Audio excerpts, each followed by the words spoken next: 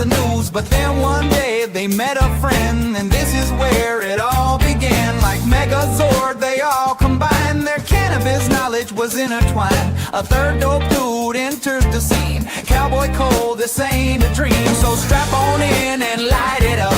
The three dope dudes gonna fill your cup. Just don't forget, have no regret. Leave a comment, share with a friend. Hit that like and then subscribe. Chillin' noise, two dope dudes, peace, love, cope. Dang, what a crew. Just one more thing with this bumpy tempo. Remember, respect the memo.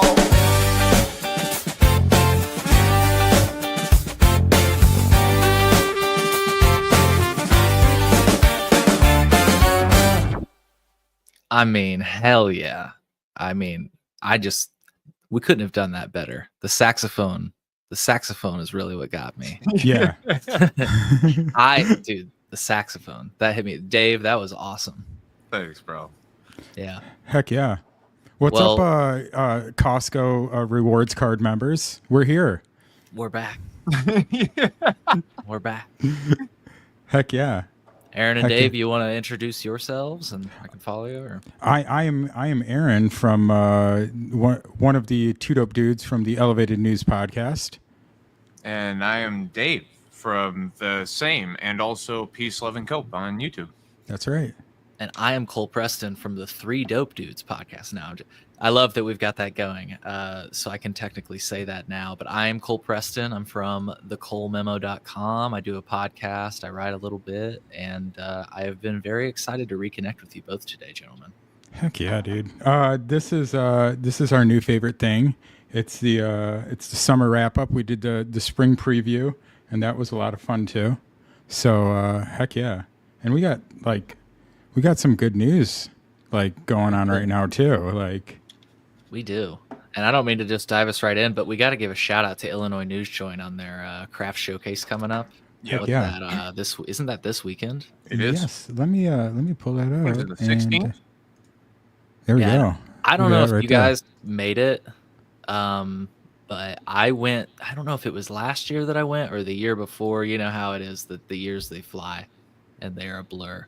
But it was a really cool cannabis event. And you know me, I'm not one to sing a lot of praise. I think we all are pretty, we approach this topic pretty fair and balanced. And we're always looking for improvements. But I don't have any notes of improvements from when I went to this Illinois Craft Showcase. It was great. So, if folks are able to get it out there, it looks like you got free admission that are still available. So, that must still be reserved. But I guess just to quickly give you what I thought was so cool about it is you got to connect with all these new licensees on the markets or brands. And a lot of them had samples. And so, Genetic Memory Farms got the grape cantrip. That's right. Cantrip.com/Cole Memo. Yes. Yeah. Get yourself 15% off THC drinks delivered right to your door. And I get 15% back to buy some of my own. I love these orange sodas. They're awesome. Yeah. Anyways, yeah, I just wanted to give that shout out to Illinois News Joint. I saw you guys had spotlighted that event, and because I had attended, I had to say it was freaking awesome last time I went. I left with so much weed, and it doesn't feel like that's that's why it was so notable for me. I don't know about you guys, but if you've made a trip to Michigan or any other dispensary, really, in Colorado, there's a process where you usually get a free joint or a free edible or something. And I've heard of that happening in Illinois, but it seems rare. And so to go to an event and walk out with a bag full of stuff, I was like, wow, this is cool. I hope we have more of these. It was like when we were at Urban Legends that first time. Dude, you go to these events and you just leave with so much weed. But I know a lot of my friends who work in dispensaries also do the same things because they get lots of samples. So, good for them. Hell yeah. Go get some samples is what I'm saying. Go get them. Go get them. Connect with the brands. It's cool to see who are the people behind these brands. I mean, Ravioli, we keep saying Revolution Botanicals, Ravioli is another one that's up and coming that I hear a lot of my friends who smoke very good weed, talk about, and there's all the regular friends as well, So Plus, it's at Molly's Joint, I think. Was yes. that right? Yes. Dude, Molly's Joint is such a cool fucking place. Like the fact that, at least in my experience, they don't ever question you about bringing your own weed. Nope. They just say the weed must be legal, and my homegrown is legal. So there you go. But Yeah, if you need more, you can get more. Yep. If you want a meal, you can get that. If you want a beer, you can get that. Like, or hemp drinks. They have hemp ice cream, hemp drinks. It's like kind of unique, I think, to see all of that in one place. I mean, there are other places like it, but Molly's Joint, man, it stands out to me. Yeah, and what 1937 Group down there, which is a social equity company.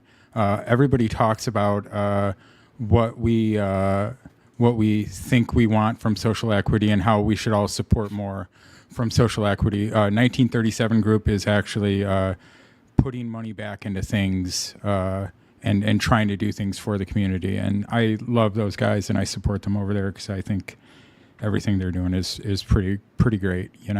I just can't say enough about 1937 Group. They've always been super cool to me. So. Yeah, I was going to say just briefly, they've been cool to me, and then I will extend it to when they've come on my show, which has been a while. I need to maybe touch base with them, but they seem to understand the things that like we talk about. Like they don't, they're very clued in. They're very clued into like what it really is. Well, they'll like oblige me in a conversation about license limits, for example, or home grow. And it seems like other licensees are like, hey, I've never been told let's steer away from that, but you just get the impression they don't really want to. They just want to talk about the new products they have, and that's what I liked about 1937 Group. At least when I've done podcasts with them, they're like, nothing's off the table, Well, yeah, because a lot of those other times when you're talking to other people from other companies, that's all they know is what their products are, and it's just a job to them. It's just I do compliance or I do sales for a compliance company. And so, that's what we do. 1937 Group, like their legacy, they're really in it, and they're really from Chicago. Like they were in it and they're in it now trying to do it legitimate, or not trying to, they are doing it legitimately and succeeding because, I mean, look, they're going to put a hotel down there, aren't they? I mean, that's what. Oh yeah, I think I did hear about that. It's going to be like a whole fucking resort. Yeah, that's what I'm saying. Like they're putting money back into things for the community, not just to collect more taxes for the state, which is what a lot of the other ones seem to be doing. Yeah, looks like Elisa and Angelo met them at the Honeycomb Hideout, which another shout out to a little local gym. I think it's closer to you all definitely closer to you all than me. Yeah, right down the road in Addison. Yeah. Yeah. Hell yeah. Yeah, Mr. CBD. Love that guy. Yeah, Mark is the man. Next time you come up here, you got to let me know. I will. Yeah, it's like a 30-minute drive for us. We will make a 30-minute drive to come hang out. Yeah, I made about an hour drive last time because he had given me the impression that I left my sunglasses there because I was missing them. Turns out they weren't my sunglasses, but I still had a good smoke session. It was a long drive to see. Those I would never wear those sunglasses, actually. I mean, Dave's the resident sunglass guy. I mean, You know what? Damn it. I meant to grab my pair of sunglasses. I wanted to join Dave today. But no, they were like the PC Principal sunglasses. You know what I'm talking about? Yeah. And I was like, I mean, no disrespect. They're really popular right now. I see a lot of people wearing them. I think it's like helpful maybe with baseball because they cover so much of your eye or whatever. But you wouldn't catch me in them. No Oakley UV blocking wraparounds for you. I will admit that I actually did have a phase where I wore some Oakleys that were quite close to that style. It was like the early iteration of that spread. Totally. Heck yeah. Well, do you guys want to talk about some metric stuff? Oh, yes. We just went through this on tomorrow's podcast, and so we can just reread this. And we talked about this as soon as this came out. I'd heard early that morning that they were rumored to do this, but Metric and BioTrack announcing their strategic partnership to advance cannabis technology solutions. I know we've both done episodes on this, so I don't know if it bears us rereading the whole thing on this podcast. Do we want to just get into comments about it? Sure. Yeah. I know that your episode drops tomorrow, and I don't mean to spoil it, but I'm curious, what were your thoughts when you saw this headline? I know a lot of people were going kind of like, what?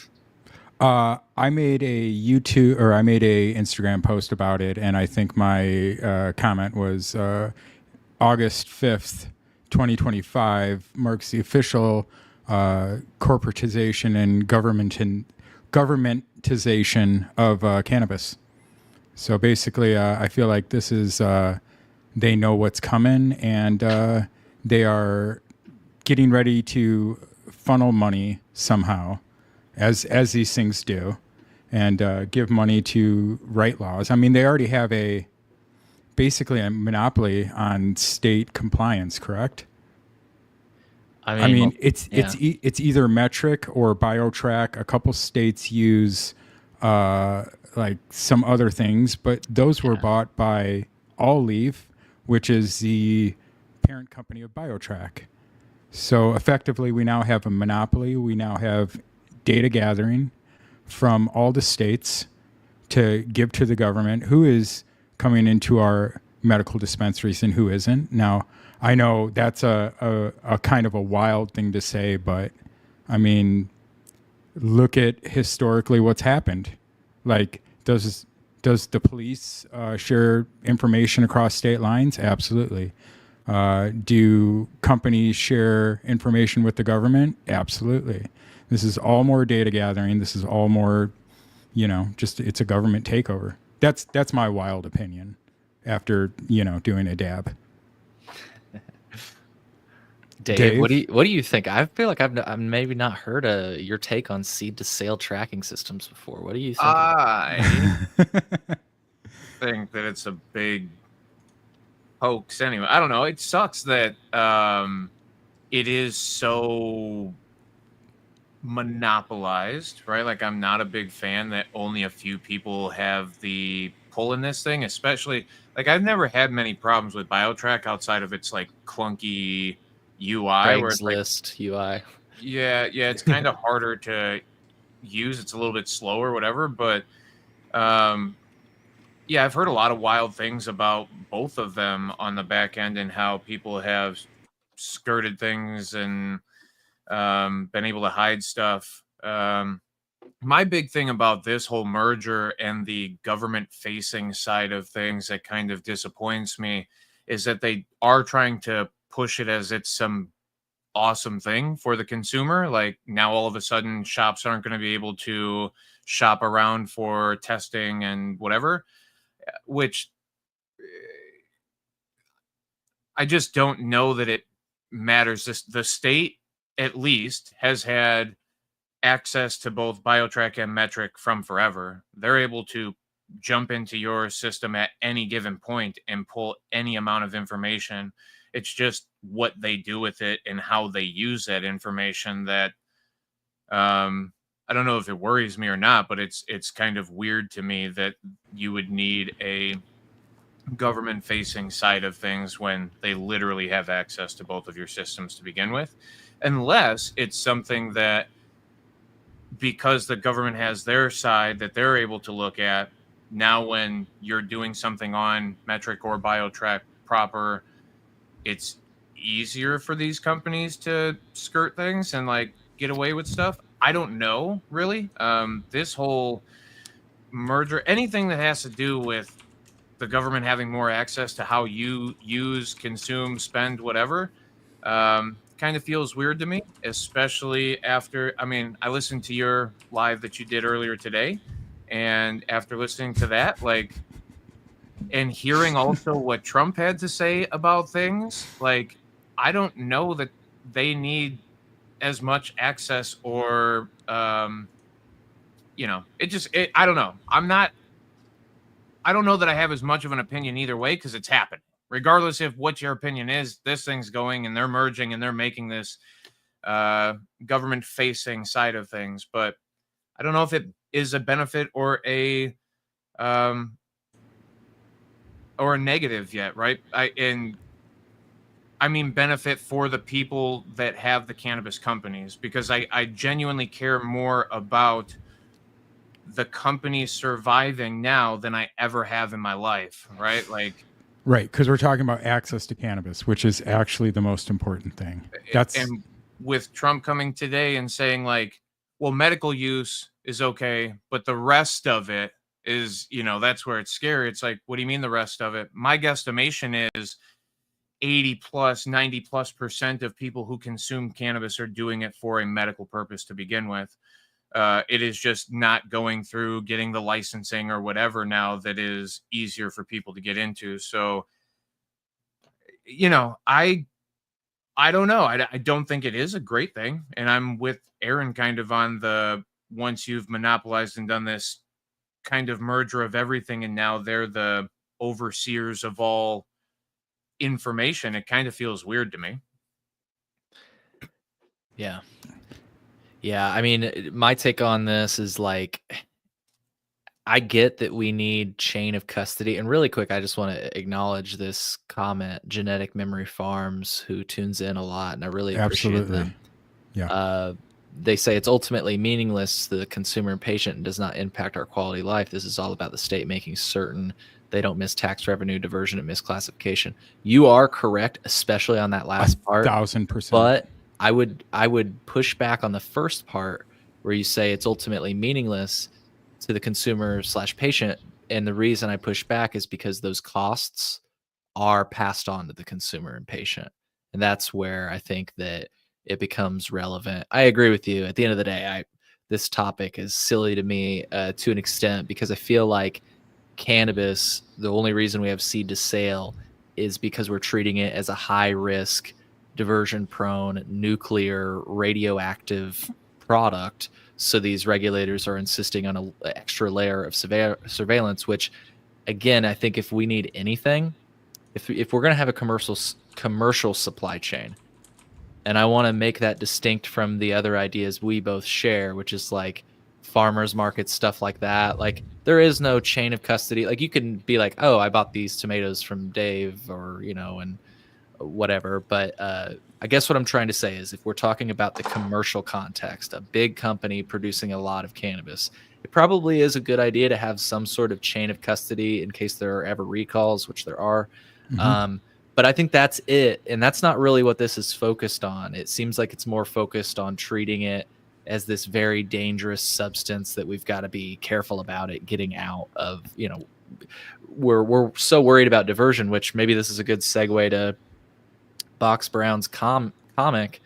As he points out, these systems, while they're pitched to prevent diversion, the reality doesn't really align with that idea. And so, yeah, it's just, I guess my last thought here is I've only done some cursory digging, but I started to look into, like, is there a seed to sale system, and what is it for alcohol, wine, spirits, and beer? And it sounds like, they do some tracking with like FDA systems potentially. Again, this is all just cursory, research I've done. They work with the FDA, the ATF. Yeah, unless Celsius all of a sudden has fucking high noon in it or whatever, right? And then and for them to not be able to come out, and I believe it is now, but for them not to be able to come out and say these are the exact batches you should be looking for, and it's not that you, the consumer, needs to look for, it's that anybody who is the seller of this should be aware of it. Where like they dumped the load on the consumer and went, well, good luck. Don't drink the alcoholic ones. Make sure your kids aren't getting them. And they did say to the sellers of, or the shops, that like, hey, pull back these products if you see them or you have them. But like, it already hit shelves. It was already out there. People had the potential of picking up a Celsius and drinking alcohol, right? So the tracking of things is kind of weak to begin with. And I will, the same way Aaron has said it before, won't anybody think of the children? Like, I hate that was like part of Trump shit too, was like, watch out for the kids. Like, do you give your kids alcohol? You have a fucking bar at your house that is stocked full. Inside your refrigerator, you have cases of and bottles of, and like, My favorite part about it, and I know we'll talk about rescheduling a little bit, but just because you brought up that specific quote, I like when he said, there are some something to the effect of there are concerns about children and people that are older than children. Do you mean Yeah. adults? yeah, yeah. Like, I think he's just struggling for the words. I don't know. I thought it was funny. Yeah, I loved it too. Yeah, Penny Hearts just dropped a banger comment. Democrat. Yeah, you can read it. Sorry. No, go for it. Democrats in Illinois literally claimed hemp was killing kids. Texas too. Mm-hmm. Texas I've got too. that clip somewhere. Maybe potentially be featured in Mini Doc Part 2. Awesome. Yeah, they said, you are not going to kill our children this summer, and I don't recall any children dying that summer, at least related to hemp. No. But that's a whole other thing. Yeah. And then I shared this earlier, but and I think this is older news, but lawsuit accuses Metric of conspiring with regulators to ignore product diversion. And this is a former Metric executive claims California regulators enabled widespread cannabis diversion to the illicit market to protect tax revenue, according to a new whistleblower lawsuit. And this is when I get concerned about government, like the two de facto only seed to sale compliance software companies that are used in the United States conspire and get together to have a government facing organization. Like, why do you think that is? So that they can give money to the government to write laws to further monopolize and to take heat off them from things like this, because this stuff does happen. Everybody who's watching this knows that California packs and East Coast packs are a thing. We all know it. We've all smoked it. We've all touched it. We've all seen it. We all love it. We all love it. You know what I mean? I like the organic Michigan farms personally, but but like back in the day, that's all there was. So it's not like it's not happening. It's more money being pushed around and more cover-ups and just more confusion to just get more taxes.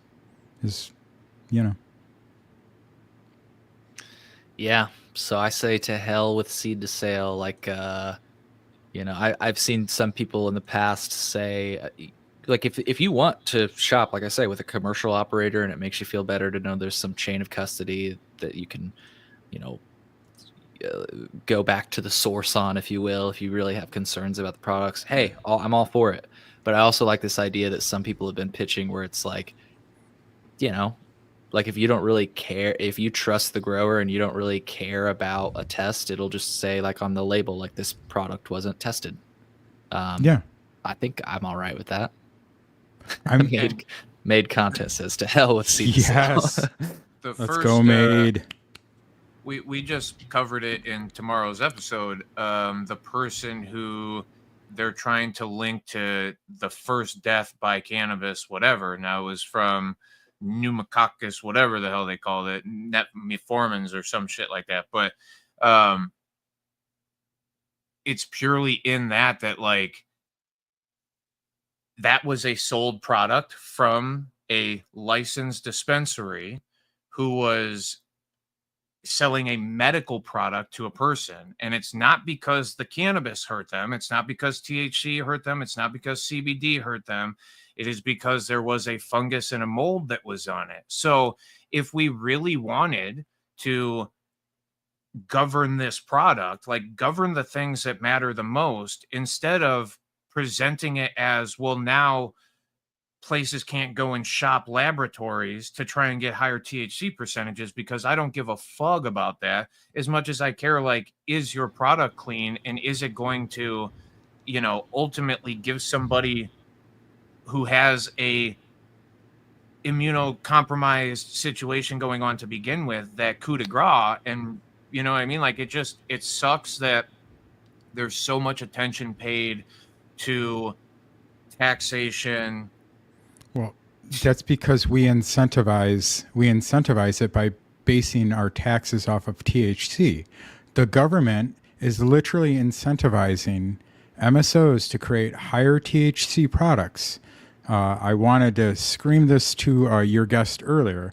The government is incentivizing companies to create higher THC products, which higher THC definitely has been linked to certain psychoses in people who are who tend towards schizophrenia, have the genetic marker for it. It is a scientific thing. So the government is literally doing this by incentivizing just to get tax money. Yeah, absolutely. And I just want to give a selfish plug. I had Bo Whitney on the podcast recently. That's episode 216. If folks want, I can drop that link in the chat. I bring it up because he actually advised and worked with the Pritzker administration, and like I said, he gave them advice that, hey, if we actually lower our taxes slightly, we will bring in more taxes because more people will be buying cannabis. You'll actually get more tax money. I've been saying it for a long time. I literally was about to say, you guys have been saying hundreds of millions of dollars of cannabis sales go across our state borders, and it could be here, right? Like, but what all the governor's office heard was, if you lower taxes, they didn't hear the second part, that you would actually bring in more tax revenue. And that's unfortunate, but I wanted to just, back up what you were saying. Spark up, people. Spark up. But I wanted to back up what you were saying with the tax thing, but I also want to extend it a bit. Maybe this is a good segue briefly to the podcast I did with a person that doesn't believe weed should be legal today, because that's been blowing up my phone today. So maybe we just address that for a second. But to your point, I want to extend your point. Not only does the state have incentive for people to inflate THC, but because people have been geared to shop by THC, the operators in the labs have an incentive to inflate THC. What's so funny is these people that don't believe weed should be legal anymore, they always say, this isn't your grandpa's Woodstock weed. It's testing at 30, right, 37% and stuff. And it's like, you're giving credence to the people you're claiming to be against. You're basically saying their data is correct, when really it's a result of lab shopping and potency inflation. And you're using that as the basis of your argument. I'm not going to deny that weed's gotten better, but I don't think to say better is subjective, though, brother, because in the way that if you're hunting THC, cannabis has gotten exponentially better. But if you prefer a robust cannabinoid profile, or you prefer a naturally occurring plant that has been, since prohibition, absolutely juiced for THC because that's the intoxicant, like, is it better? I don't know that it is. When I hear people from the past, and even all of us, we used to smoke and have fun and laugh and giggle with all the seeds and stems that was ever in our shit. We all love that cannabis too, right? Now, all of a sudden, we need 37, 40%. Like, get the fuck. I had this old man that I hung out with my whole life come into the dispensary when I recently worked there. And he's like, oh, well, I need the best shit you got. I said, okay, cool. I came back. I gave him 3 things. He looked at them and he went, no. These don't have enough THC in them. And I was like, bud, I'm telling you, as the person who runs this fucking operation, buys this shit every day, and sells this shit for a living, like, this is the best stuff we got. Nope. And he ended up buying some shit called corn cob that was like the most disgusting looking cannabis I've ever seen in my life. I'm like, bro, you can have whatever you want then. If you're not willing to listen to the purchaser, the educator, the seller about what's coming to you, then I'm also telling you, like, the consumer is broken in this way. And like, it's a friend of mine. It's somebody I will go hang out with again, play more poker with. He's a great dude. But what a broken thought process. And it's not because I don't even know that they believe it. It's just so pushed by everybody that you have to have a massive quantity of THC, and like without it, this stuff isn't effective, and that is farce. Yeah, I had a good friend of mine say, "Oh, and look, I think there is a lot of really good weed in Michigan, so I'm not disputing that." But they were saying all Michigan weed is better because it displays the THC percentage. So what they do in Michigan is they do a calculate the decarb calculation, Yeah. So they don't list THCA on their products in Michigan, and if they do, I think it's by operator choice. Yeah, But from what I 0.87, really tough math. I mean, we used to not either.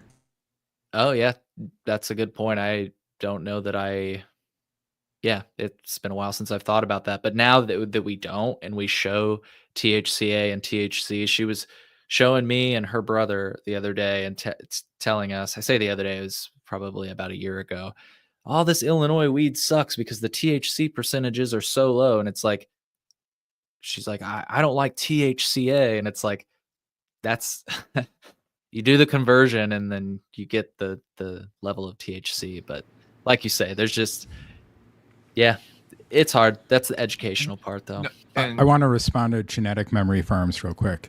Both comments. You're absolutely right. That is generally the point that I'm trying to get across, and you say it very much more eloquently than my ADD / stoner brain will allow.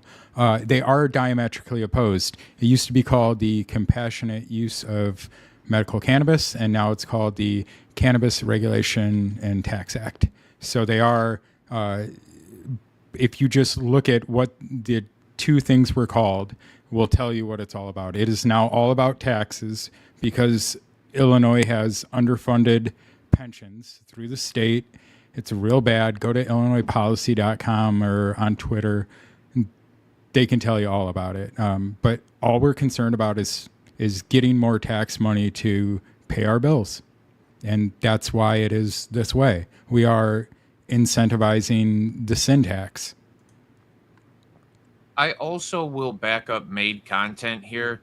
The amount of times that I have witnessed people look at a fucking package and go, "It's 37%, it's better." And then I show it to them. I'm going, "Hey, listen, we're talking about by volume. It's literally take this thing. This is 100%. You mean to tell me 40% of that is fucking all THCA?"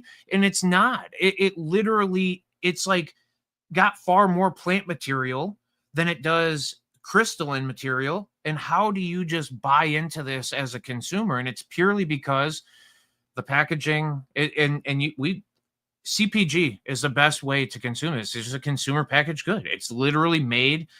If they could put fancier packaging around it to make you buy it because the colors are pretty, they would absolutely do it. If they could put little characters on it that had bongs in their mouths and fucking joints in their hands, they would absolutely do it because you would buy it. But because the market prohibits them, the only way that they can market themselves is by pushing these higher numbers that don't. Absolutely. Yeah. Also, shout out to Rachel Berry and the Illinois Hemp Growers Association. Love everything they're doing over there. Hell yeah. Hell yeah. Yeah. About that time, I'm gonna have to start reaching out to Rachel to get them back on the podcast. We're getting back to a legislative session. I mean, veto session. I don't know. I don't think anything's going to materialize there. But the next session definitely. I don't know. I'm sure something's going to come up. But Penny Hart's had a really good comment that I've almost thought about replying to the Chicago Sun-Times. There was an op-ed this last week, and they were talking about how, they were talking about how the medical law was so compassionate and built on compassion. And it's like, I know that it was called that, but there are so many elements about that you had to question whether or not there was compassion involved at all. Specifically what they say, the fact that home grow and caregivers didn't happen until 2020, and the way that it happened has been so fucking vague. And I'm happy with the progress we've made. I just wish that simple things like this weren't so complicated. What do you mean home grow and caregivers didn't happen until 2020? With the CRTA. The CRTA expanded the medical allowed medical cannabis cultivator to cultivate at home and have caregivers. I guess the caregiver part you had before. I guess Caregiver what was I definitely around from Yeah, the because I've beginning. been a caregiver since 2017 and been growing medical cannabis for guess- my patients since 2017. Yeah. oh well, There's always been a 5-plant limit Yes. since for medical patients. Yes. are you saying before 20 2020? Yes. Pre-2020. 2020 since- made it illegal for caregivers to cultivate cannabis. I have Yeah. not heard this, but I was under the impression that 5-plant count, like home grow, was because if you look at the CRTA, actually, I had Representative Ammons on my show. She had put forth a proposal that would allow everybody to grow really large number of plants, Yes. allow an Expanded, unlimited number yeah. of 16. indoor and outdoor growers. The adult use market would have only been social equity. Medical actually would have just stayed the way that it was, which I understand why some people might have issues with it, but it's like the idea was they were launching adult use in a different way. Sure. But the point really I wanted to make here is that the first proposal, and I cover this at colememo.com/minidoc, the first proposal for adult use, the CRTA, did have a component to allow all adults to grow. Correct. And that was scrapped, and they simply made it so that medical patients could grow. Well, and they scrapped that and continued on with the 5-plant limit. And I don't know if it was immediately dropped when we took on the Compassionate Use Cannabis Act or whatever the hell it was, or if it was shortly thereafter. But with confidence, you were able to grow. And Grojo might know, because Grojo was around like kind of at the beginning of the medical program, if I'm not wrong. I'm almost sure that you could grow plants 2015, 2016. I'm looking at the, I'm trying to look through right now to find. Yeah, I was going to say, if you look at the Compassionate Use Act from 2014, I don't think you'll see any home cultivation. And the only other reason I feel so confident about this is because my somebody I know very close to me worked in a dispensary, and somebody like came in and said they had seeds in their package, and it was like a big freaking deal. And like I say, if you look in the CRTA, compare the CRTA to the medical language. What I was going to say before we got into the home grow thing was that the caregiver thing has always been a thing.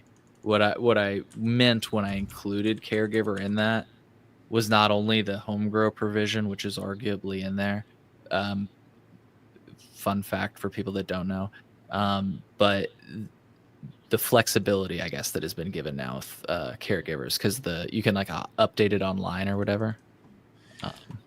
They used to. It used to be really tough to move from dispensary to dispensary. You used to have to send an email to the state or call into the state and leave your QP number, your qualifying patient number, and tell them, hey, I'm transferring from here to here.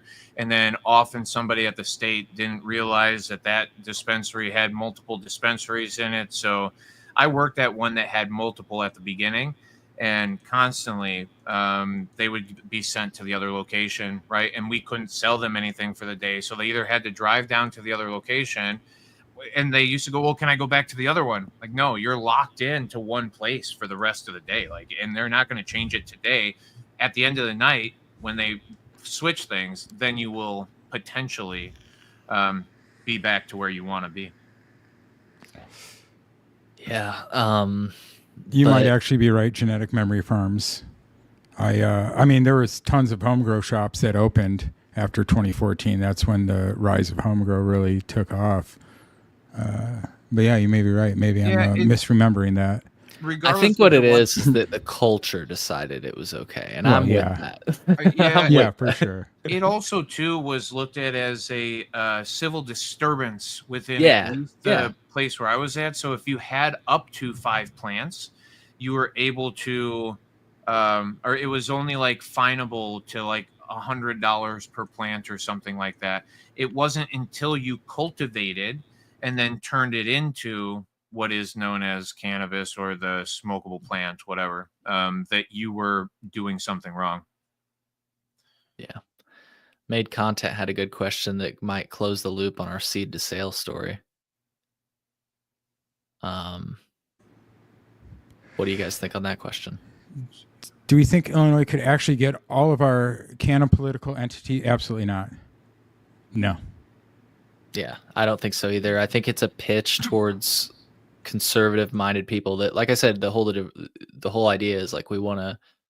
They said protect the kids earlier. I said prevent diversion because that's like the language that they use. But ultimately, it is about protect the kids or whatever. I don't see that happening anytime soon. The way I look at it, to be completely honest, and I'm not like I would love to. I think that goes without saying. I think that you know how TSA is sort of security theater, seed to sale is security theater for cannabis. It just makes everybody feel a little better. You're like, oh, there's cameras, it's being monitored. Oh, like, but it's just a waste. So yeah, No, and Penny. And it looks like you guys are absolutely right. It looks like 2019 is when we got the that's when they actually included that. So y'all are right. I don't remember what I ate for dinner yesterday. I don't remember sometimes 7 years ago either, though. We have a story later that we're going to have to test our memory on. It's about the medical allotments because I have memories, and Dave, I think you're going to have memories because of your experience. But just real quick, Penny Heart says caregiver means you can just buy for a med patient at a dispensary. That's what it ended up meaning. Yes, they did have other things written in that got changed. My thing that I like his other comment is caregivers aren't allowed to grow for correct. But there is like I know we've talked about it on the like language is that you are temporary agent can temporary or the registered agent. Yeah, you can have help around the garden.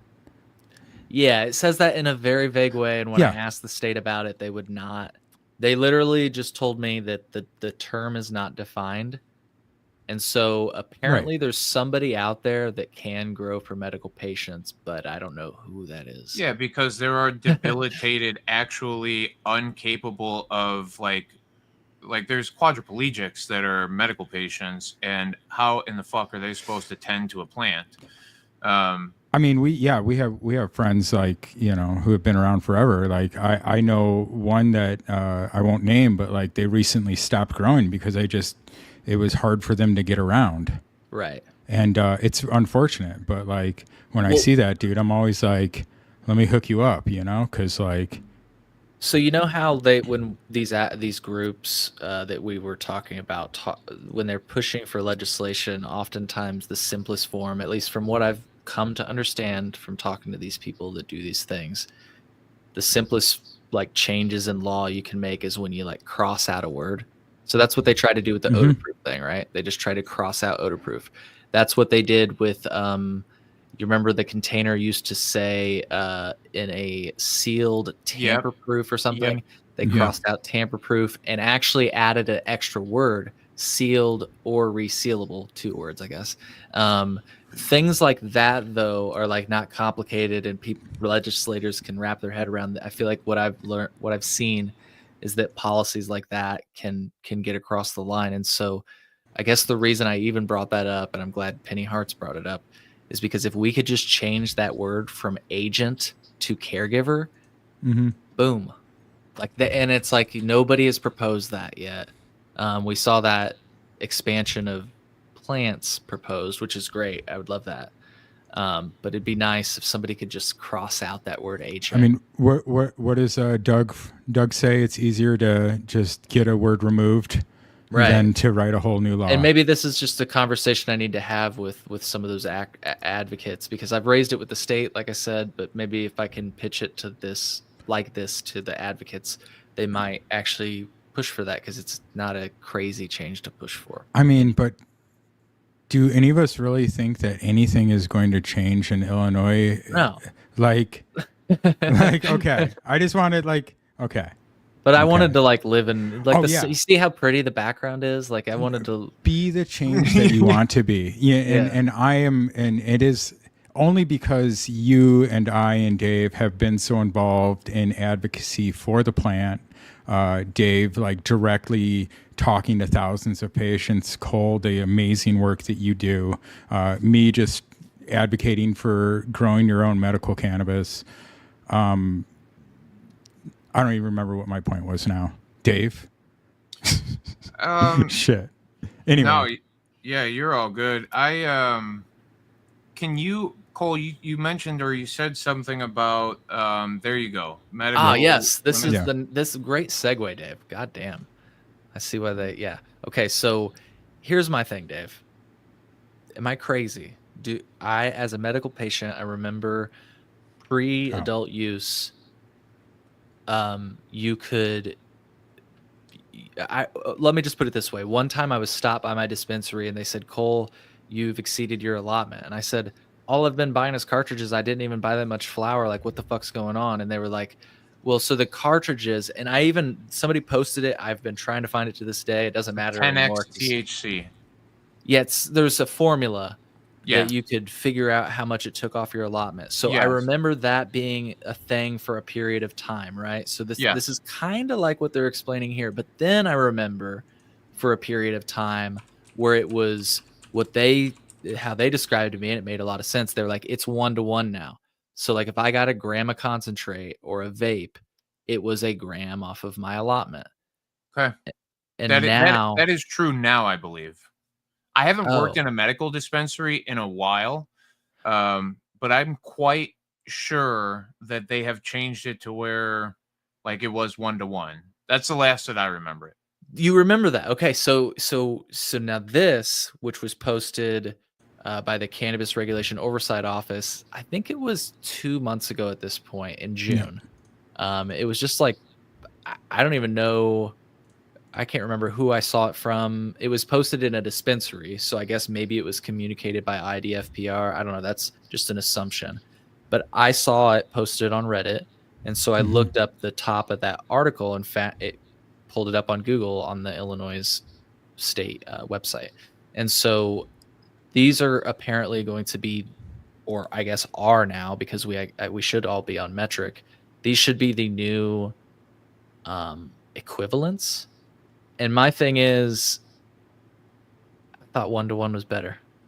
It is. And okay, so but they say, I guess my thing is, Dave, look at that. They say in bold, there is one limit and it has not changed. It's like, don't tell me it's not definitely changed. Well, so like at the beginning, you nailed it. At the beginning, it was a 10-to-1 THC, not THCA, right? So we had people that would come in because BioTrack was only measuring off of the inserted amount of THC that cultivators were putting in when the product was sold. So a gram of distillate that is 70% would come up, because it would be 0.7% of a gram, would take 7 grams of your allotment away if you had a 1 gram cartridge of it.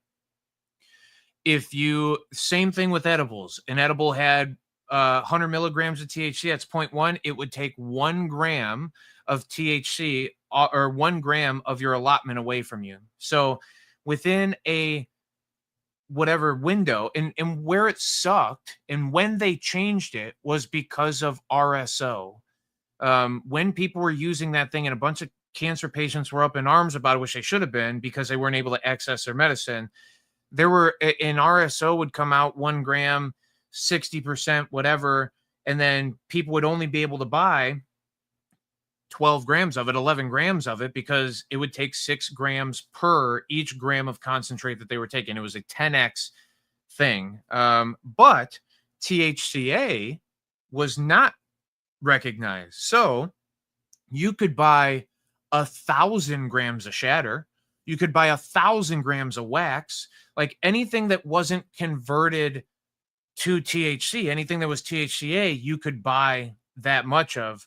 It was only in the weird part where like flour just got considered whatever weight the flour was, no matter what percentage of THC or not.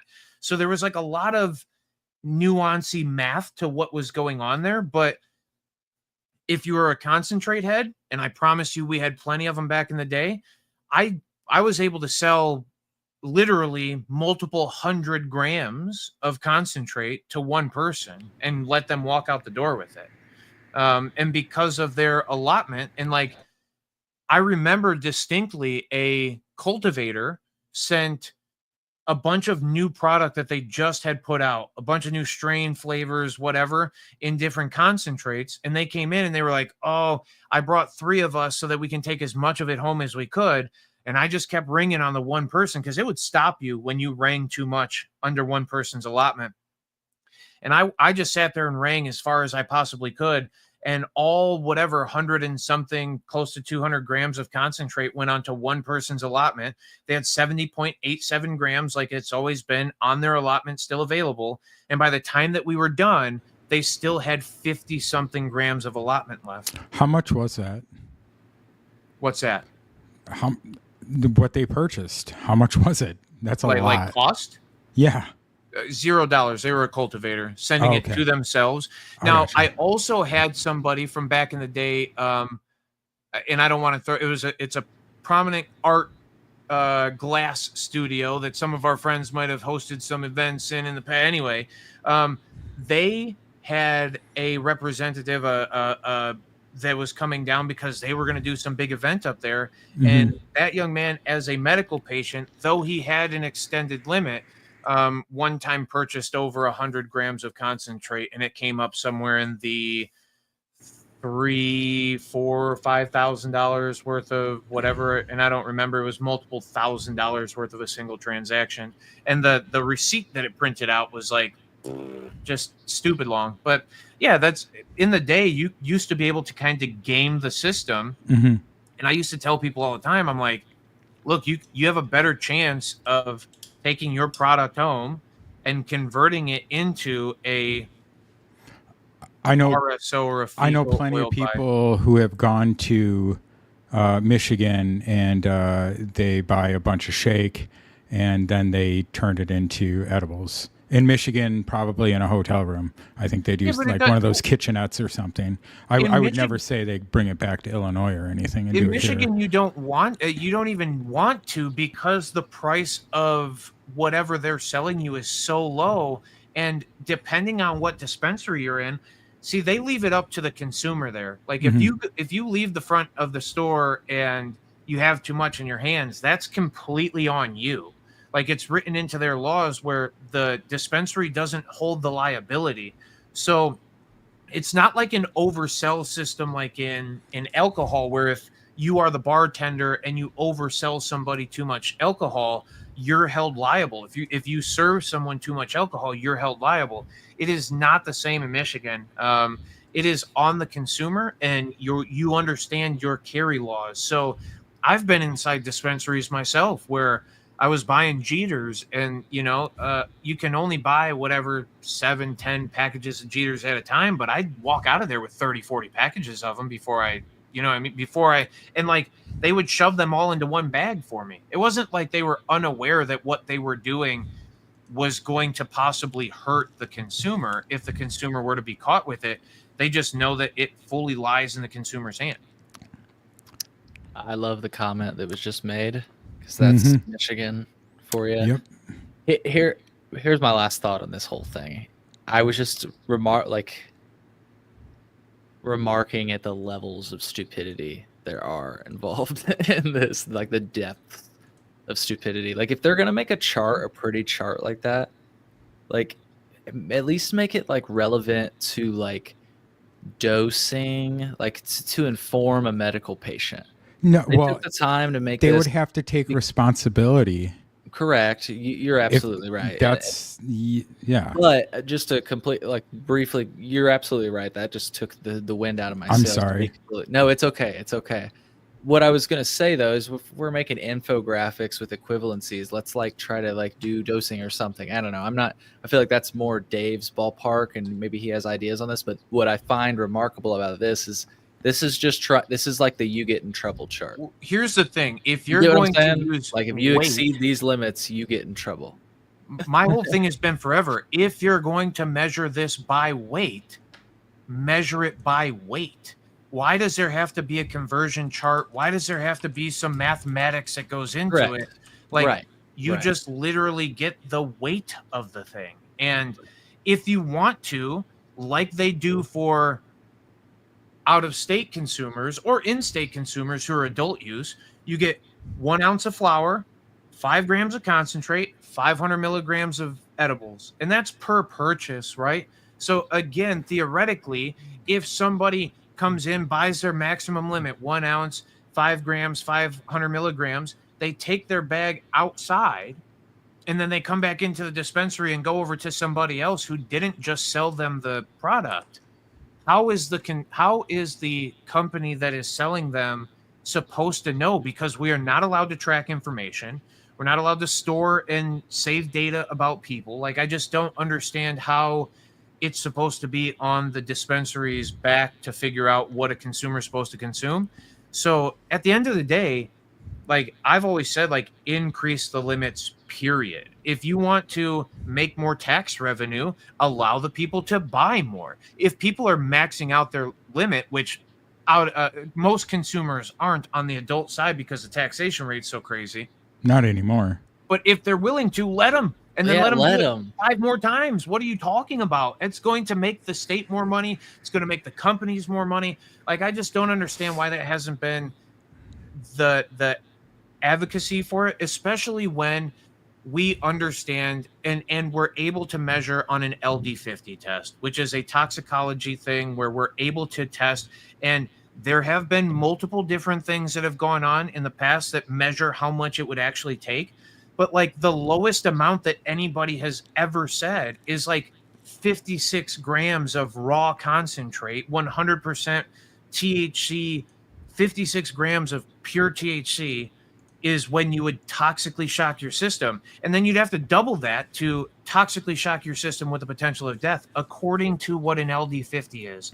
So, like, I don't know anybody who can, first of all, any one of us who's ever done a 1 gram dab has choked yourself so hard and you just don't want to do it anymore. But like, who the fuck is doing a 100 gram dab, right? And we've seen it feel like- online. Somebody do a 10 grammer and it was this big string and a rope and they kept like putting it in and the person couldn't breathe after a while. You're literally going to choke on smoke before you ever get to the point of overdosing. And I don't, with that logic, with us understanding that THC is not the thing that is going to harm people, with us knowing that the chemicals that are naturally occurring from the plant, terpenoids, cannabinoids, and flavonoids, in any combination, have never shown to be anything more potent than that 56, according to the one person who did it.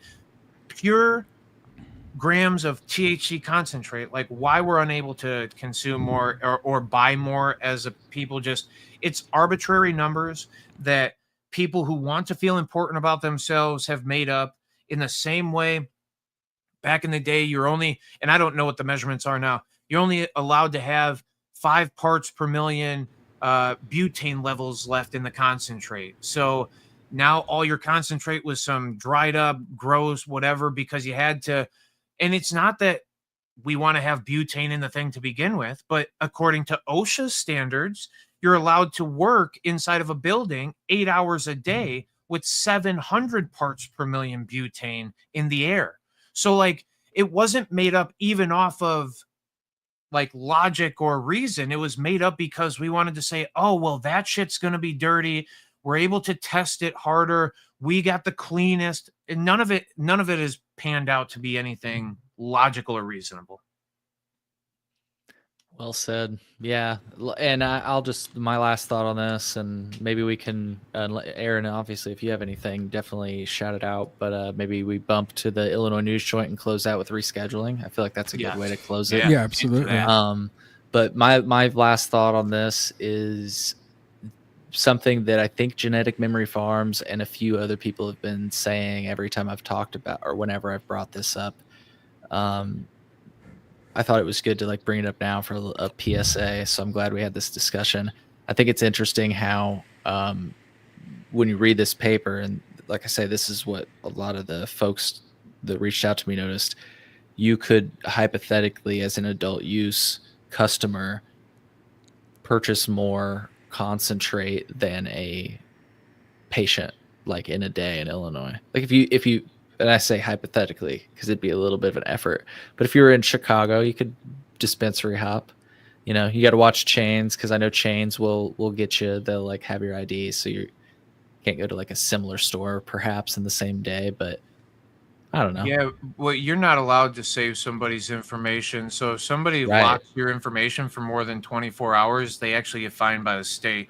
Oh wow! So there you go. That's even Yeah, better. you're not allowed to keep and I can promise you that because I was working for a group who got dinged. It was like a $10,000 fine, and those are the ones you do not want to see, right? The $750 my sign's in the wrong place or whatever. We didn't have camera access for too long. Like 109 can't find where it is. yeah,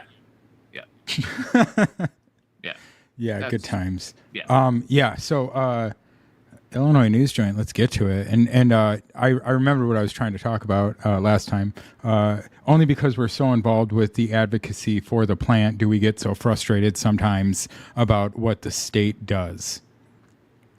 Jeffrey Black, we answered that on tomorrow's show, by the way. Yeah, I look, I wrote, well, you can't see my note. Well, look, now you can. I wrote a little note about go look at what methylene blue is, and I looked it up, and yeah, it's like an oxygen uptake thing, and I've never consumed it. I don't know that I'm going to, but yeah, it supposedly helps kind of oxygen pass through the into the blood a little easier, from what I understand. Genetic Memory Farms, shout out to you. I try to do both. I don't advocate for the plan. I advocate for the patient. Yeah. Yeah. Super shout out to you. Yeah. I just try to push it as a civil liberties issue. And I think that naturally, I don't mean to say trickle down because that has a bad connotation sometimes, but it naturally, goes down to. Should have a waterfall effect. Correct. Waterfall effect. Yeah. Waterfall is much better sounding. Yeah. We will hit this topic just a smidge more when we talk about the rescheduling side because of what you talked about today and how that all went down. But yeah, let's hit this loan. This is cool as hell from Illinois News Joint. Dropped this article the other day too.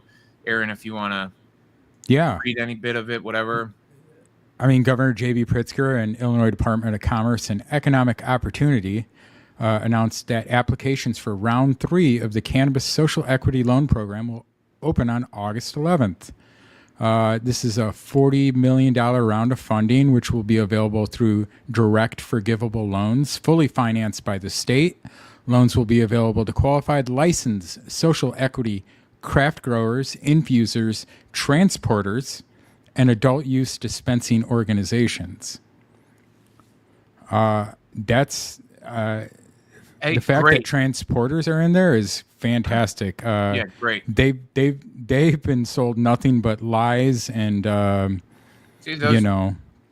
infusion licenses aren't far behind some of the smoke and mirrors of like, hey, you've entered the industry, and like, oh, dude, I've heard horror stories. I'll have to send you a video, Dave, and Aaron of I don't, we don't have to talk about it on this show, but we can in the future. I mean, it's out there, it's public, but infuser that talks about some really wild stuff, where they're like sharing a kitchen with other infusers, and there's a whole like, though, we're talking about.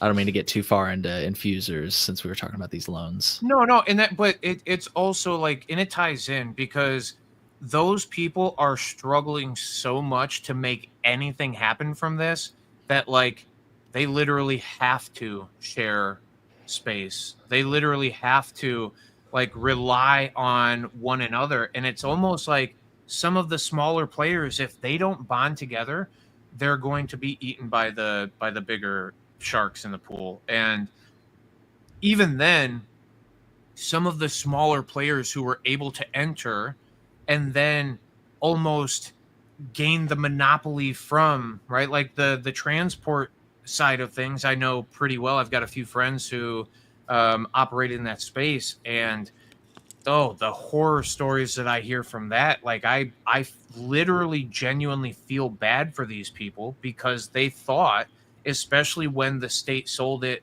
initially, that they were going to be guaranteed a piece of the pie, and they just weren't. And not only were they not, the state doesn't give a shit. Like, they've got your licensing money, they've got your, and they're done kind of doing anything. And then this thing comes along, and it's like, okay, well, the state's giving some initiative towards these smaller players again. But I, like, when I saw this, I kind of laughed, because like the $50 million that went disappearing, and that disappeared from the medical fund or whatever. And the state said, well, we'll just take that, since you guys didn't figure out what to do with it, or since it wasn't you guys, since we didn't figure out what to do with it, we'll just absorb it, and we'll figure out something to do with it better in the future. And like, it's remarkable how much money that fund still has in it too. Not to take us on a tangent about that, but yeah, we'll talk about that another time maybe. I mean, other than I'm glad that the state is giving some money to these people, because they actually need it, and the government, the state, is responsible for how our cannabis market is, because we have a highly regulated and highly taxed market. And so the fact that the state incentivized people to pay them money for these licenses that are not working out, and this market that's not working out because we can't actually get anything done in the state house to make it better. This is good for those companies, because they deserve it. They don't deserve to have their livelihoods being stressed out all the time trying to make something happen, because I'm sure the people have good intentions. It's not that we think that people are bad intentioned in these big MSOs. It's just that companies will do what the government allows them to do. Well, and they're also and they're made up of people. Like, they're doing it for themselves a lot of times. Where at the beginning, and this will piggyback this statement that you just brought up here, like, at the beginning, there was this false representation of the compassionate use. I used to work for a company called the Compassionate Care Center. I can promise you there was not a lot of compassion, unless you ran into an advocate or somebody who was like a salesperson or a bud tender, right? Who cared about the process, right? And like, there were many times where back in the day, I used to say, I'm more gratified by the interactions with the patient than I am by the paycheck. Yeah. And that level of like, how do we get back to that being the trickle down or the waterfall, is literally why I still stream on Thursday nights. It's why I still do the thing with Aaron. Like, there is way more to this story than just, and it's not even medical or recreational. I hate that argument, right? It's just for the scientific properties of this plant, and then like the benefit that it is given to the individual. If you're not benefited by it, then turn your fucking back to it and walk away. It doesn't matter. It's not going to harm you. And now I'm going to transition into, let's go to this thing that you did today, because the guy that you talked about, or the guy that you talked to today, had this statement that he made about the secondhand smoke and the problem that cannabis causes for others, right? And if you guys did not watch Cole and Luke's conversation from earlier today, I beg all of you to go back and to listen to what the other side is saying. My guesstimation is the people who are in here and listening to us now are advocates, you're consumers yourself, you're somebody who's been impacted positively by this thing. Listen to what the other side is saying, and don't do it with anger, or because Cole does a really good job of like stepping in and going, well, hold on, let me at least present my case of it. It is just purely that there are people out there who still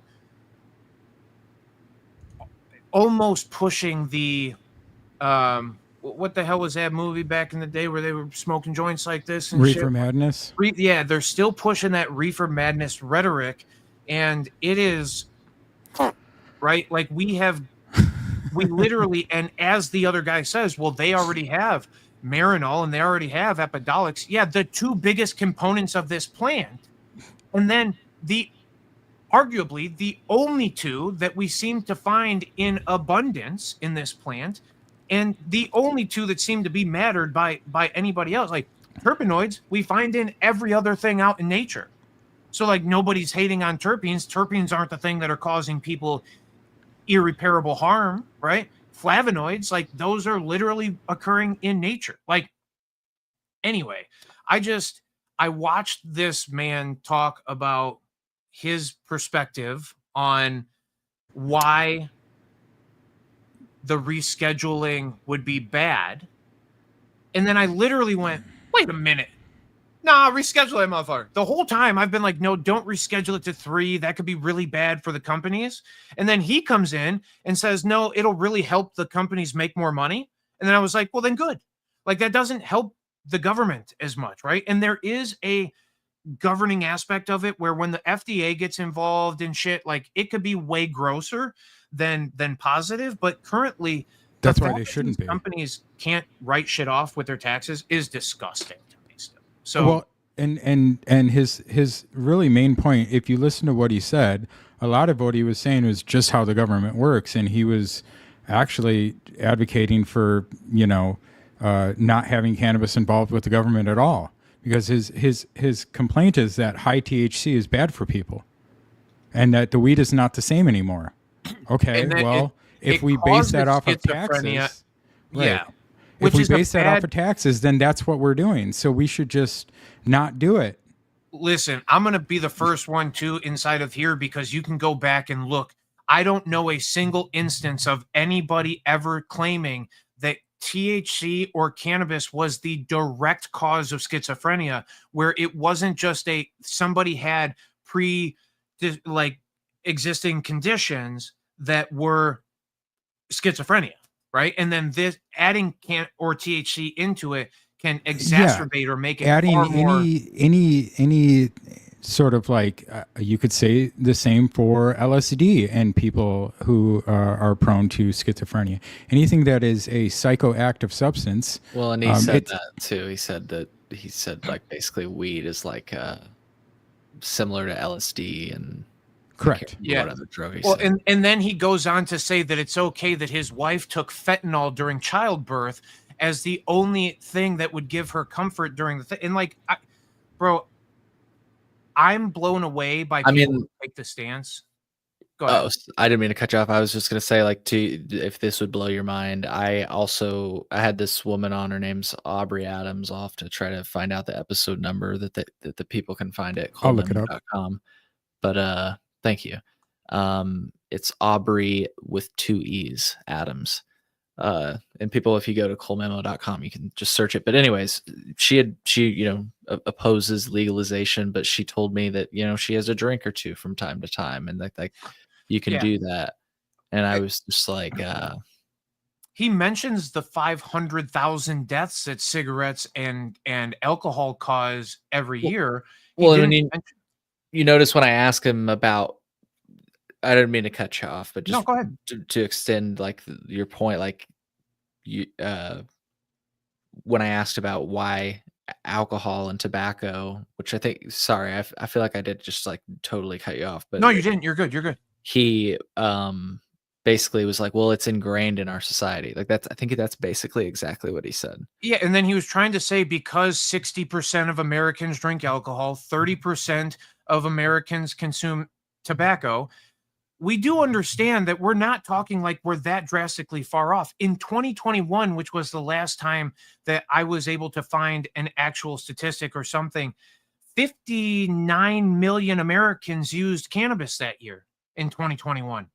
That's 19 or 17% of the fucking nation. Like, it's not like a small amount. It's not like 1% or 2%. Now, with regularity, it does drop by some amount, but like, it also is like at a 60% acceptance rate of people who say like it is okay and people should at least have medical access to cannabis.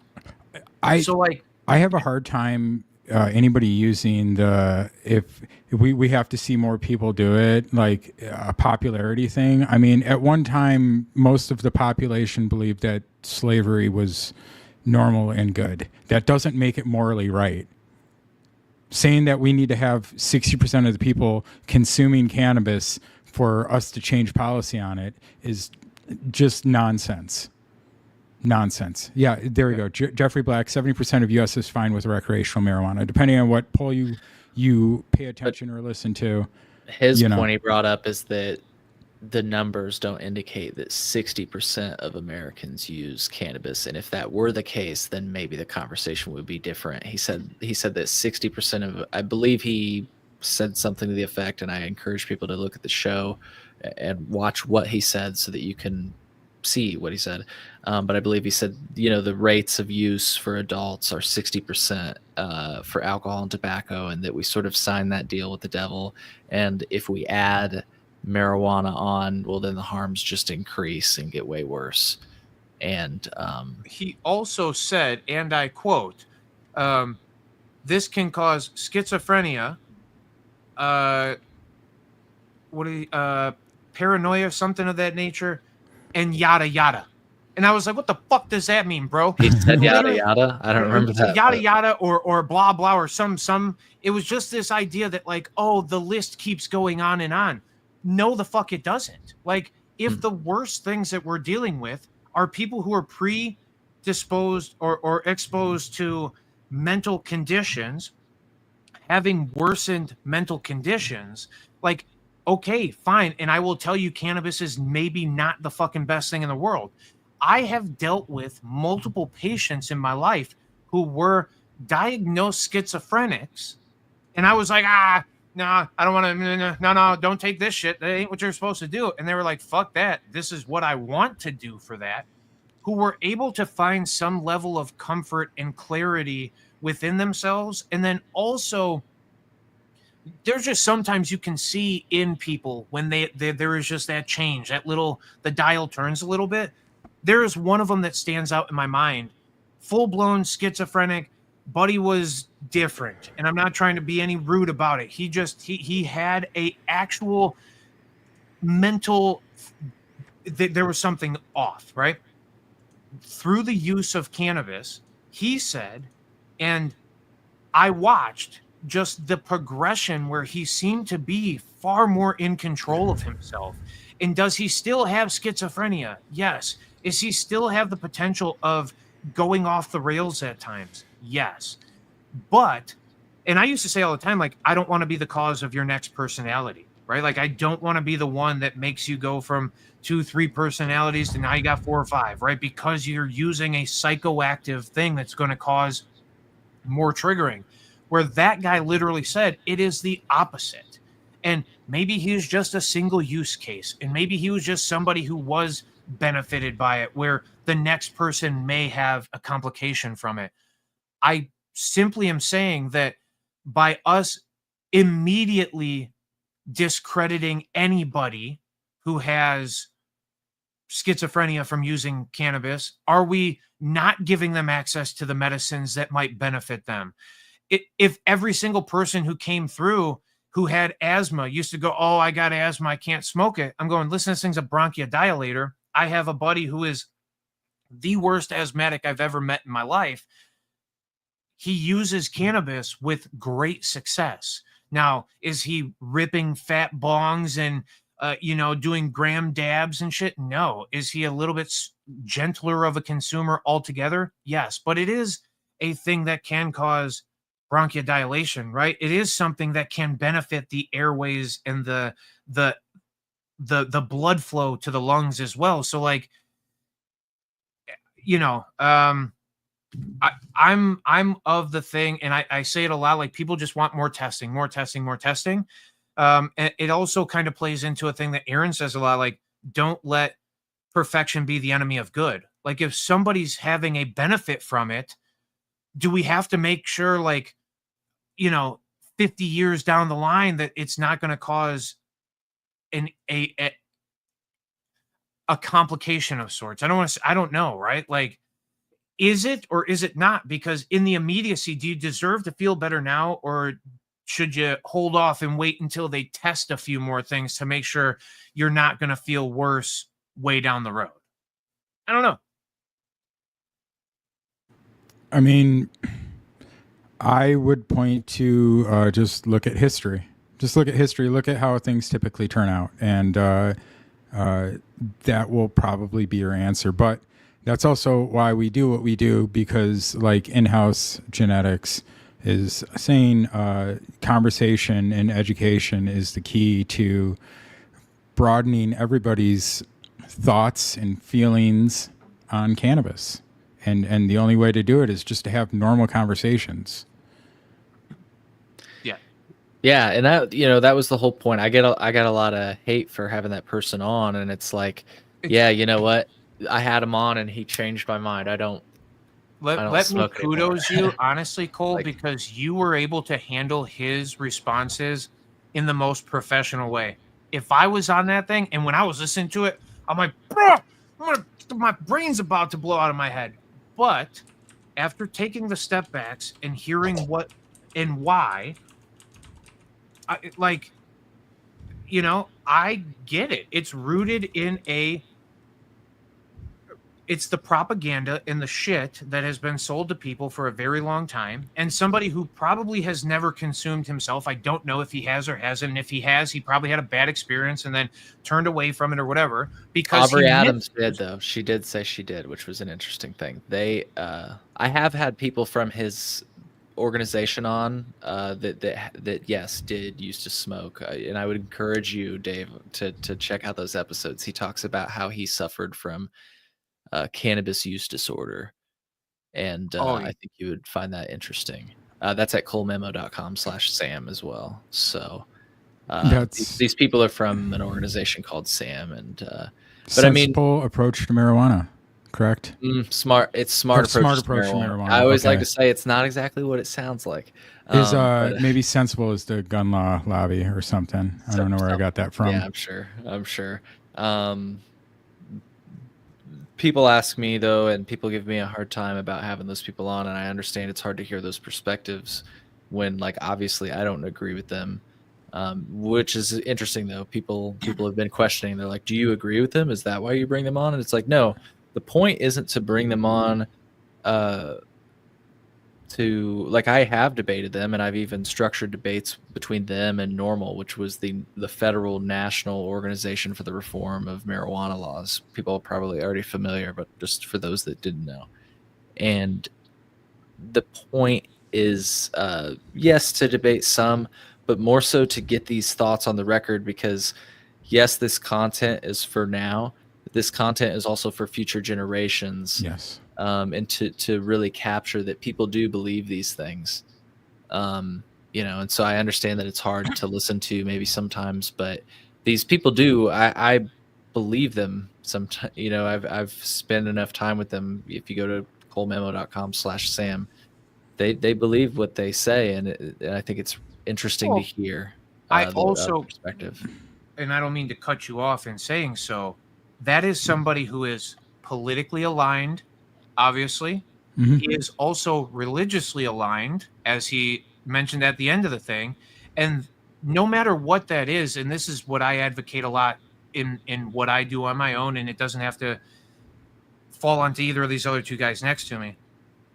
When you fully believe in something, you discredit the rest of everything.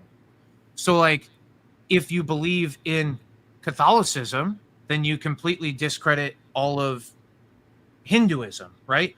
And just because you were born into it with these ideas that have been taught to you forever, do you literally believe that the other person around the globe who was not born into the same situations, who was born into their situations with different teachings and whatever, that they are fully wrong and that they're eternally damned forever? And that they're going to go to the fiery pits and you're supposed to make it into this fucking galactic glory? Like, what the fuck are we literally... That, to me, is a dangerous mindset that does not allow for open conversations. It allows purely for individual, speaking down to others. Let me tell you how right I am and how wrong you are. And I'm just an advocate of, no matter what your perspective is and no matter what you believe in or whatever, that's okay. You're allowed to, and I respect it. I beg you to consider the rest of the possibilities, though. I ask everybody constantly, and somebody's dropped in here, Project 21. Cole, I don't know if you've heard me talk about it yet, but Project 21 is just the idea that it's pay it forward, right? If you ever saw the movie Pay It Forward, the one little kid does positive thing for three different people. 3 to the power of 21 is 10 billion, right? It's more than the amount of people that we got here. We're 21 steps away. We're 21 conversations away from all of us getting on the same page about something, right? It's not that it has to be that we're all in agreement about everything. It is that we all have some understanding for something together. And like, the one thing that I think more than anything cannabis offers is an individual to take their health into their hands. It is a personal thing that somebody is allowed to do without seeking recognition from anybody else, without having to be part of a community to do it. It's something you could go hide in the corner, do it by yourself, come back out, and you're like, fuck yeah, I'm glad I did that, right? And you don't have to feel guilty to feel good. Like, if you feel good from something, and I'm like an advocate for whatever the fuck that is, as long as you're not harming somebody else in the process. And like I said, like, I respect what Buddy said when he said secondhand smoke, because when we're talking about the carcinogens, the pesticides, the gross shit that they put inside tobacco and cigarettes that they allow to be inside of a cigarette, and somebody else inhales that because that is disgusting. When we are talking about a organic, naturally raw grown plant product that doesn't necessarily carry that same level of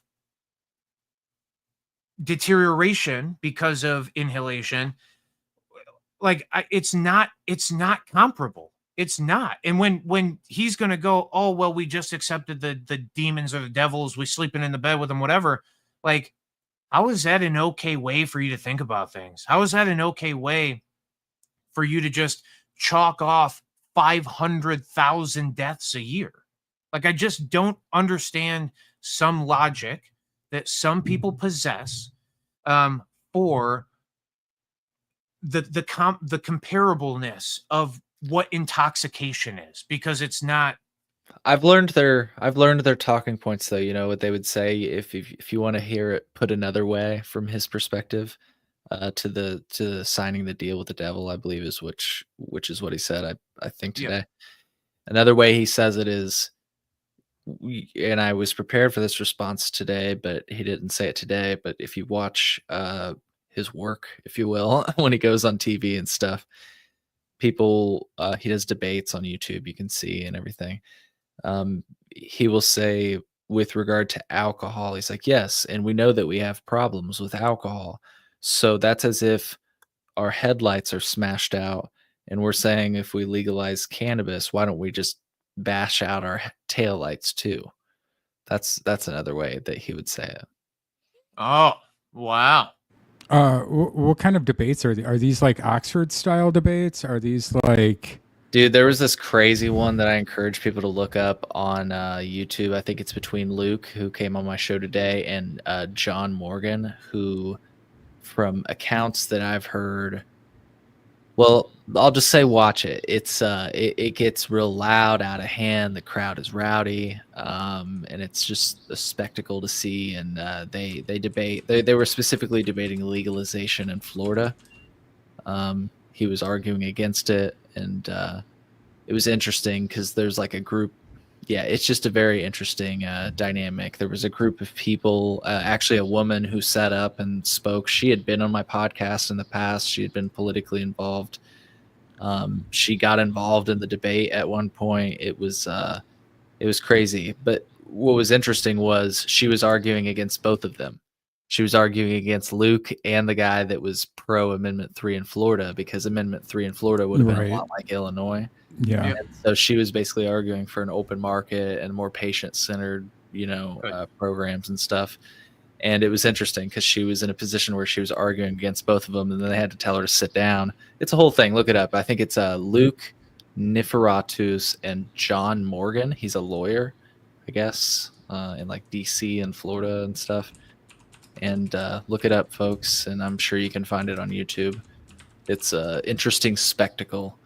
And yeah. Anyways, though, I brought him on today to talk about rescheduling specifically.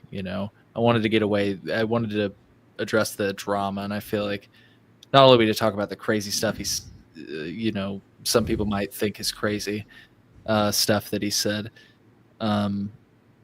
I also, I feel glad that we addressed like why I bring these people on, because it's like some people are like, you want to elevate these perspectives, and it's like, I have been smoking a joint for most of this show. Yep. I'm going to continue to to be a proponent for things that I believe in, and my beliefs shift, but I don't see like those shifting in the realm of cannabis, and that's why I always approach those episodes like I'm not like concerned. I wasn't concerned today that I was going to be like, well, I quit. Yeah. Like, I mean, how weak do people like think your arguments would be, Cole? Like, I absolutely applaud you for having him on. I always say, fight bad speech with better speech. Yeah. Like, how do you know your ideas are good if you don't test them? Correct. You know what I mean? Steel sharpens steel. Like, people like that should be on with sensible people like you, Cole. And again, today, and shout out to you for like being who you are and caring, because we're just like two bearded potheads and we can barely get sentences out sometimes. You are like actually testing your ideas. You're doing the battles. Like, you're the man. And thanks for having people like that on, because that way people can see how bad these ideas are. And if we don't have people like you out there doing it, I mean, who's going to? Well, I appreciate you saying that. Yeah, I just, I didn't debate so much today. I've debated in the past. Like I said, that's why I mentioned that one link that can get you the episodes. But yeah, that's the whole point. And so the rescheduling, that's really what we talked about. What are your guys' thoughts on rescheduling? I know you said you came out of the episode today. You don't think it's happening? No, because of what he said. Correct. Because it would give the companies more money. It would allow them to use shit as a tax write-off. And why in the world would anybody who is in power make a decision for less taxation? But I think I asked, so if you go to colememo.com/Sam, my last episode I did with Jordan, he talked about how apparently there's somebody in he alleged there's somebody in the Trump administration that has a really close relationship with a large cannabis company, let's just say, and they may or may not have paid for him to make a Truth Social post in support for an amendment that we may have just been talking about. And the statements he made today were remarkably different from that of, and I you know what I read today? And I had this clip prepared today, and I could potentially pull it up. But if you look at the body language in his response, when the first few things he says, and I've actually seen other people with this take online, so I feel like other people read it too. The way that he addressed the topic, he was like, yeah, I saw that was reported in the media, which is fine. Like, that's how he started off. I think he was hoping to just do the Schedule 3 thing for this. I don't know. That's my read on the situation, that it was like a made deal, and that maybe that media push was a little bit too hard and too premature. But who knows? I could be reading this wrong, and that's just how the body language and stuff. But I did appreciate Luke had a guess of 2 to 3 weeks today, because he said a few weeks. What do you guys think this is? It sounds like the decision is supposed to come out in a few weeks. But they also said that about the Epstein files. So like, but that's my whole point. Exactly. Yeah. As many times as they keep saying something is going to happen, when the fuck does something happen? soon. And my whole point is, why would you be the one to change it when Trump takes such an anti-drug stance to begin with? When he said the thing about, well, I've heard it do stuff good for medical patients who have pain and other stuff like that, but Everything else, he says. everything else, I've heard bad. the That's children not a and the good- people older than them. I don't see how people get excited about that statement. There are people excited I've seen online, specifically investment Twitter, because I like watching that. They're very excited about these statements. Well, that's because you're a cannabis industry millionaire. That's correct. Ooh. So why wouldn't you be on cannabis finance Twitter? Yeah, I'm just Cannabis industry millionaire. Yeah, just like wearing a suit next to a pool. Yeah. Looking at all that. No, but jokes aside, they're very. It's interesting to see the pivot. It used to be like, all right, this is gonna, and I still see like a push for adult use in the investment community, but it's like, it seems like, all right, medical is the safe bet still, which makes sense. That's like been the tried and true. Like, let's start with medical, then expand, and don't let perfect become the enemy of good. No, it's not perfect, but when did anybody who was around in 2013 smoking weed, or 2012 or 2010 remember 2014 and how cool that was? And we never thought it was going to happen. I know a bunch I know a bunch of trappers who would be super happy with them criminalizing adult use again. Yeah, right. Absolutely. Go ahead. If that's what you really want this thing to turn back to, and everybody keeps saying like, watch out for the black market, like, go ahead. Personally, change the framework for adults who have had the ability to walk into a building and access cannabis as a supposedly free adult. We did it with gold. Yeah, well, yeah. And gold was and still is in many ways like the most widely accepted form of payment in the world. So, I mean, we just said, hey, guess what? We're not doing this anymore. Sorry. We just tanked the market, and then we're not going to do this anymore. Sorry. In-house genetics, I like you a lot. You got a lot of good perspective on things. I've been reading fire seeds, things dude. come You guys through. should have him on the show. I think Absolutely. I've done lives with him in the past, like not on YouTube but Instagram, and he's a wealth of knowledge. I've been saying it for literally the last 8 years, like without missing a beat. I've been saying it since 2015. I need to have him on. They continue to use the fact that 60% of Americans are they're for it. Go ahead. Let cannabis use be a thing. We're not against it anymore. Why wouldn't you run on these points? Why wouldn't you mention something every once in a while? Now, is it for your common interest groups? Are you going to keep getting the funding that you're getting from all of these people if you go against it? And you're going to have to figure out how to replace the again, big pharma is a monster in this, right? Like, big pharma holds back cannabis because, well, better lobbying money, better everything. Like, how do you replace the lobbying money and everything that comes from big pharma to now become a thing from BT Government Incorporated? The $1 million a plate fucking dinners that he hosted the other day. Like, once those become more cannabis company people and we start to see less, or at least a leveling of the playing field where it's not all, one of our top 5 exports is medicine. Like, it's prescription drugs. And I think it's number 3, honestly. Like, we sell more drugs than the government, the big pharma, whatever the fuck you want to, sells more drugs than any drug dealer has ever fucking imagined that they could. Right. Because, and I've said a lot, the stuff they call medicine, we call drugs, and the stuff they call drugs, we call medicine. Right. It's just a different viewing of terminology. But when we talk about the detriment that your said medicines cause and the hundreds of thousands of deaths that come per year based off of, the medical industry, whatever, it's a weird, and insurance companies that are backed by, and there's just way too much funding that is in the medical space to allow something that you and I could grow at home and we could use for the general feel goods of things to um, come in and be a disruptor of that. And like that thing is just, it will always be true until cannabis offers the ability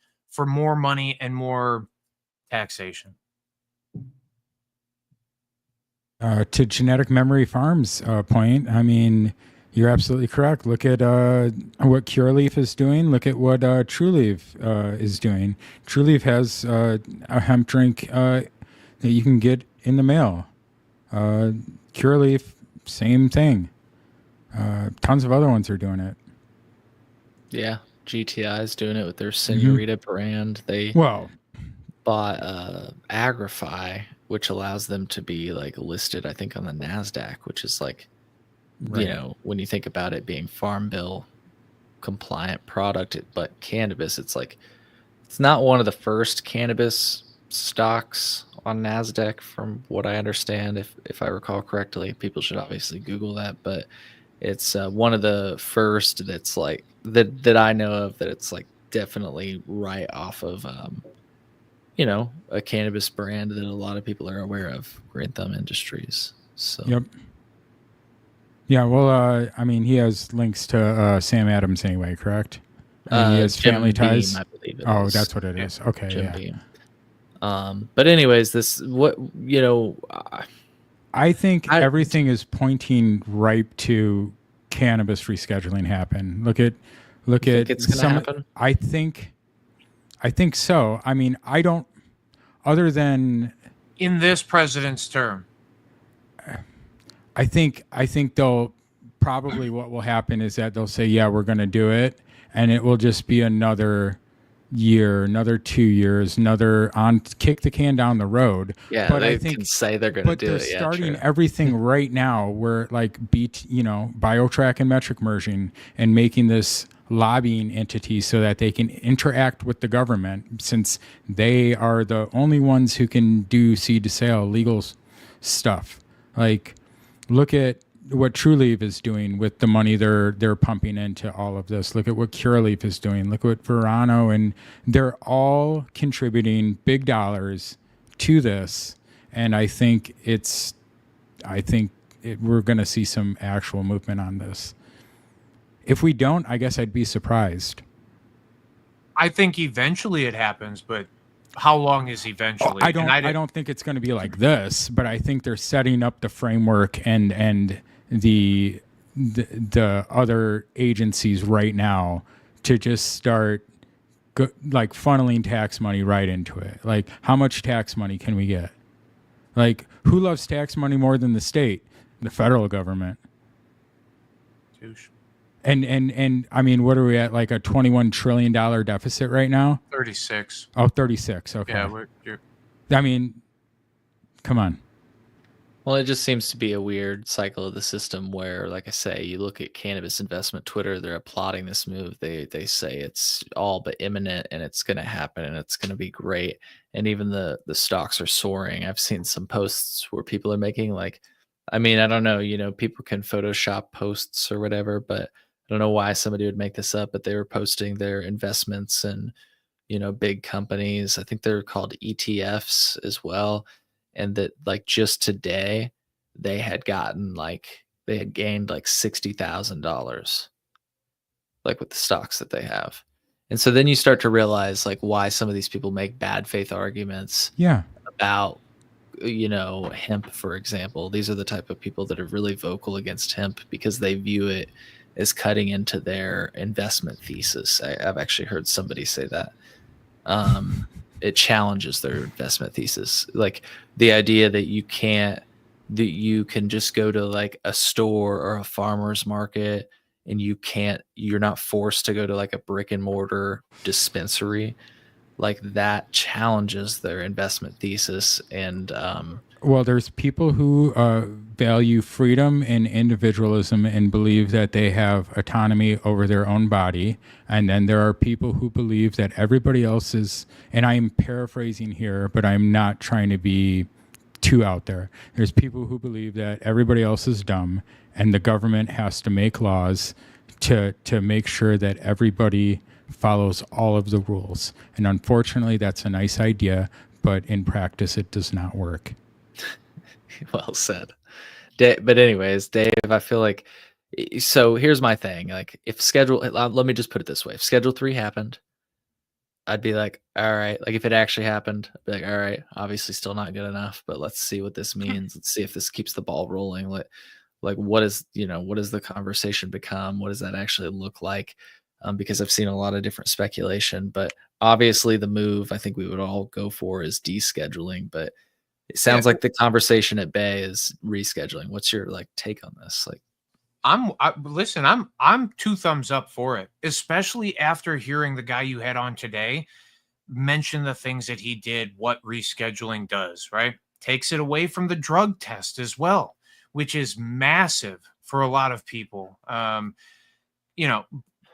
Granted, how long before the robots take the jobs anyway, right? No, it's totally different. But like he says, he's like, you wouldn't be held liable to the same level of drug testing, right? Because of, so like, I'm fully for it. I'm on board. Go ahead, because any movement away from one is good movement. But descheduling is it's the only thing that makes sense to me. If you're going to have cannabis or you're going to have alcohol descheduled, you're going to allow, cigarettes, nicotine to be descheduled. And realistically, if we wanted to talk about sugar kills more people than both of them combined a year, right? Like the amount of heart disease, diabetes, whatever that goes on with sugar, and we all just consume the shit out of that.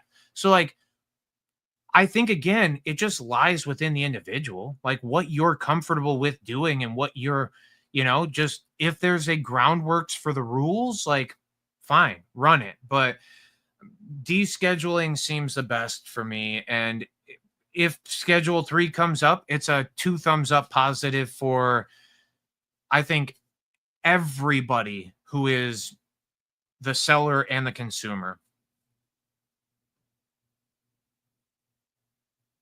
Well said.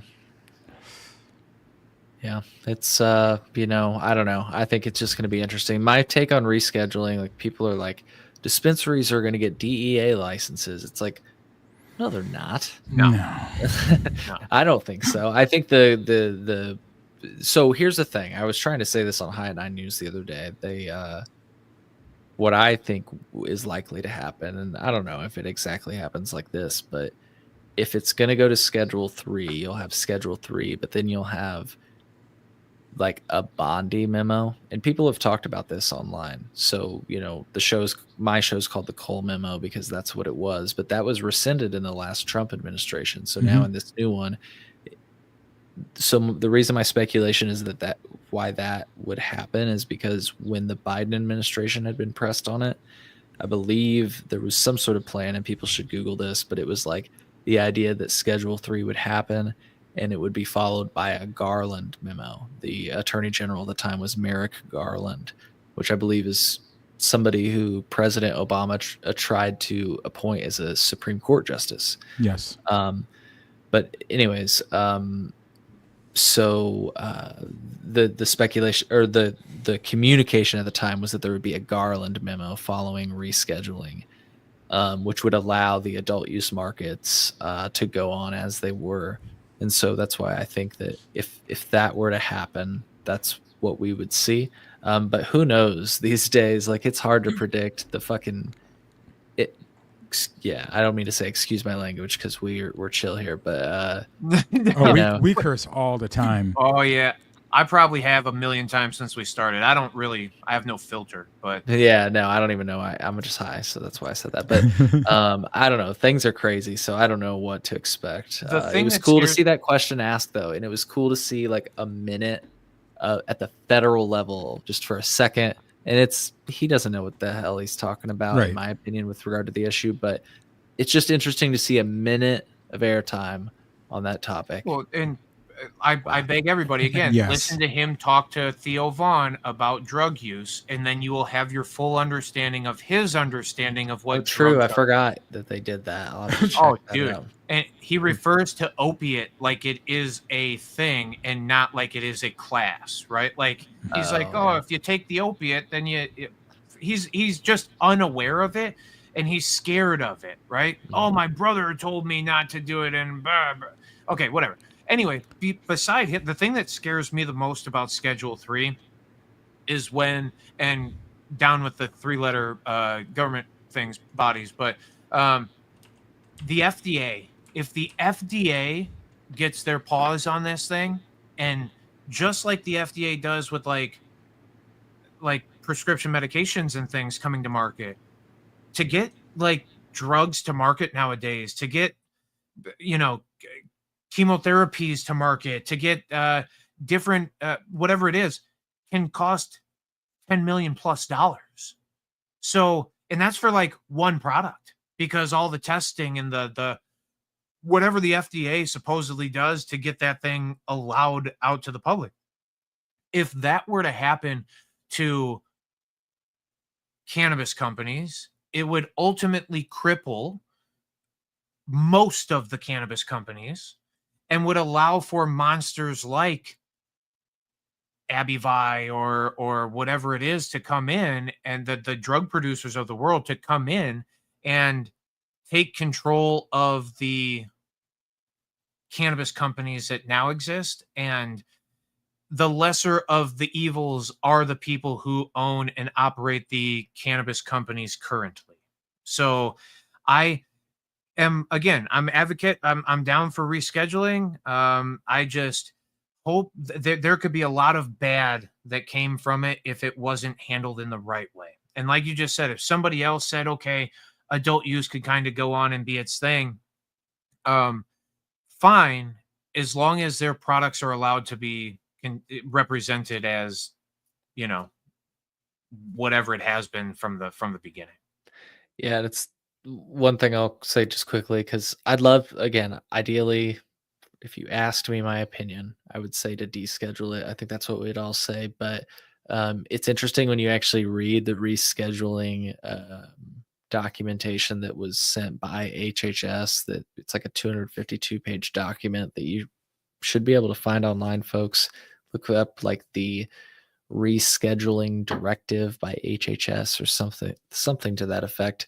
I was reading it last night because, well, that's what we do, I guess.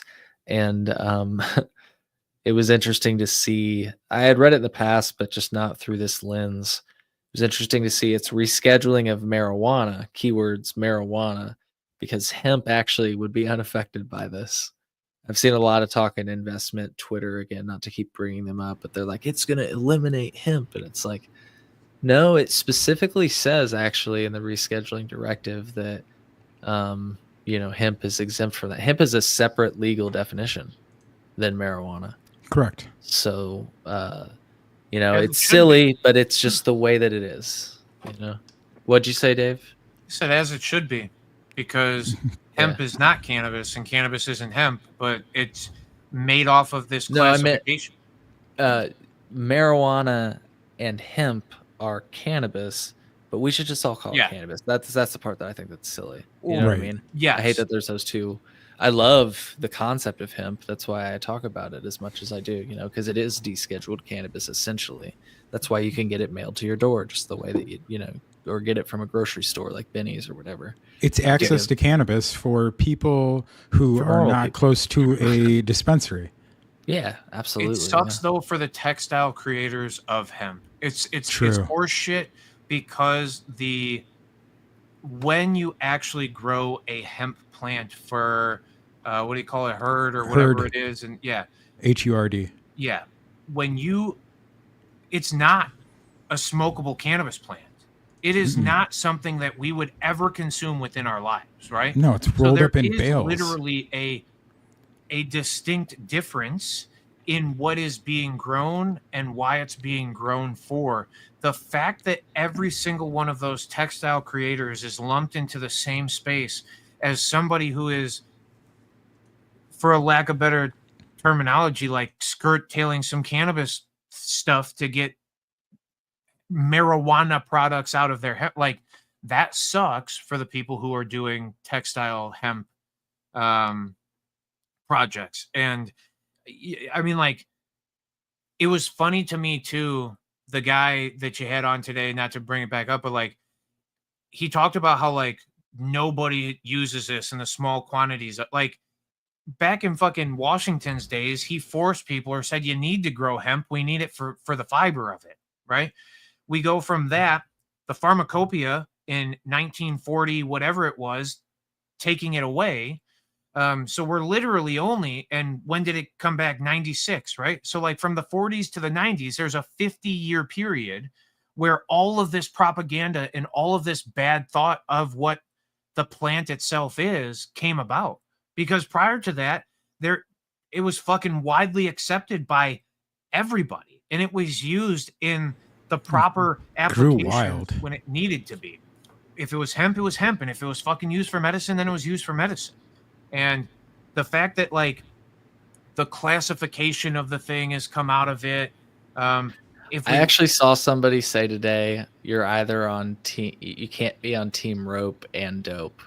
Like, have you heard that saying? It's rope. No, not that's dope. awesome. That's fantastic. I love that. Yeah, they're basically saying like you have to pick a side of the fence. It is a split fence, marijuana and hemp. And marijuana is only intoxicating, and hemp is only for rope. I refuse to play by binary rules like that. Right, that's so silly. You're telling me, you're forcing me to choose something. Have you met me? I'm going to choose neither. Like that's just how it works. The only reason hemp is looked at differently than marijuana, cannabis, whatever we want to call it, is because of the classification and the determination by the federal government to call it fucking 0.3% or less. That is literally the only reason why hemp gets lumped into both sides of the fucking aisle. And if it weren't for Team Rope and Team Dope could both coexist and actually fight and advocate for the Cannabeckia family of plants, right? Like it comes from a family of plants that is naturally occurring, that is both beneficial because of its properties that it produces, and it's beneficial because of the textile that it produces also. And I'm an advocate for both sides of the process. And I hope that, the understanding of the two becomes far easier for the mass public to understand, right? Like it's wild to me that there still is an argument or a misunderstanding for what the two classes of the thing are. And I'm happy for everybody who's made a hemp product that is people are using for consumption. Like I'm fucking fully for it, and I am all the way behind it. I've been advocating since the day that I heard this thing come out. I was like, wait, what? Go ham. Why isn't everybody doing this? Why is there not more people using because that's what the government has classified it as. Instead of it being a scientific or a mathematical process, they threw another arbitrary number at the wall, said, here it is, follow these rules. And everybody that I know who is a hemp producer follows the rules of it. So, like, I don't know. Yeah. I like what Miggy says. It's very exactly. I was gonna say 0.3% is dumb. It's silly. But it's like it's a weird thing where it's like I'm gonna take. I just look at it like I take the win for what it is. Yeah, that's what I'm advocate for it. Access to cannabis. Advocate That's for where expansion. Actually, is what I think. The whole plant should be descheduled. 100%. Yes, I mean that's what I'm saying. That's what I think he's saying. Yeah. If we're talking, and I'm fully there, but if we're gonna keep this fucking argument of they're two separate entities, right? And textile and dope or rope and dope are two completely different things. While they classify the rope as 0.3% or less, That's a win for everybody that I know who's operating in this space. Empathy is the way to get there. We should empathize for the people who are suffering, the people who cannot take care of themselves, the patients. I absolutely agree with you. Genetic Memory Farms. I advocate. That's why I advocate for home grow. That's why I advocate for what I do, and I want people to be more empathetic towards other people. And I hope you keep speaking on what you're speaking on. And Project 21. It's the power of three. You can just be nice to three people, and they'll cross the road and be nice to three more people. That's just the way it works. Yeah. Yeah. Well, I think we pretty much closed the loop on rescheduling. It sounds like all of us agree. It'd be an interesting step. It'd just be interesting to see what it means if that's what we're gonna do. What does that mean? What does it actually look like? I did paste a little clip in our private chat. I don't know if it's. I see it there. Yeah. Hold on. Let me pull it up. But it's just a small clip that I thought was interesting. My friend Penny Hearts, who I think is maybe still watching. It's a small clip. I think it's just listen to the words they say. And this is the way that I look at it. It's like, I'll call it hemp. I'll call it whatever. It's just interesting. This clip is from the 1990s. It's literally a show called The 90s. You can find it on YouTube, actually. About a common plant, hemp. Hemp is a plant that has been illegal to grow in the United States since 1937. No audio. One of the uses for the hemp plant is marijuana. There are also many other uses for hemp, including making paper. I can try it again. This program is about a common plant, hemp. Hemp is a plant that has been illegal to grow in the United States since 1937. One of the uses for the hemp plant is marijuana. There are also many other uses for hemp, including making paper. Yeah. Isn't it interesting to hear how he said that, like, where it's like, it's like, call it whatever. Like, I call it cannabis, but like, it's interesting how I usually hear people say, like, I've never heard anybody say it like that. So it was just kind of interesting. One of the uses for the hemp plant is marijuana, as in like the psychoact, like what we've been, talking on the whole time. And the word marijuana was made up by the American government in a propagandist way so that it sounded like some dirty under the border, whatever. It has no Spanish root. It has no root word in any other language that we know of. It is literally a made up thing to make it sound dirty. So like I said, I'm right there. I love that. That was actually a really cool little clip there, and the way that the man said it too. It can be used for many things. People should watch the full program. Like I said, I found it on YouTube. It's the 90s. Look up hemp. It's a show called The 90s, and it's interesting. I think Jack Herrera is actually in it, talking about hemp, showing paper. I could be wrong on that detail. My memory might be failing me on that. But anyways, I definitely remember there being like shown. They were talking about the uses of hemp, and it was just kind of cool to see. So yeah, it's been 2 hours of Cole being back. Off the wagon. It's been awesome. Off the wagon, yeah. Off the wagon. So, hell yeah. I guess, I think we have closed the loop on everything. Is there anything anybody else wants to say? We just hit 2 hours, which was so much fun. It was fun. 420 Turtle, if you're Chef Turtle, even better. If you're not, you're still cool. I think that there's been some movement about marijuana users being allowed to exercise their God-given Second Amendment right going on. And I think that we'll also see some movement on that. That's one of the other things that is just pointing right in the direction of some rescheduling things happening. It just seems like all the exterior cogs are moving. So why wouldn't we shoot the arrow? Yeah. But hell yeah. Cole, Dave, anybody got anything else? I think I said that. I don't know if I kept talking though. I forget. No, it's okay. Dave, you got anything before we go? I could maybe say everybody go watch Cole's thing that he did today. It is a great perspective. Honestly, kudos to you, Cole, for doing it. Kudos to you for keeping the perspective correct. I don't know that arguing points against somebody like that, you're not going to change his mind, right? He gets paid to do this shit, so you ain't changing that. But to bring up the key points where even like I said, you almost hear the man get choked up and he's got to go all blah, blah. Like he just can't put together enough of an argument, in my opinion, and it was a shorter little thing, maybe 25 minutes or whatever. But kudos to you. I just want to say thank you for doing what you're doing. I'm super a big fan of it. And also to everybody who's been in the chats this whole time and been watching this. If you watched for the last 2 hours, you're a hero. Thank you all. I am gratefully respectful of all of you interacting and doing the things that you do. Again, just grateful for all of this, and I appreciate both of you two inside this chat with me.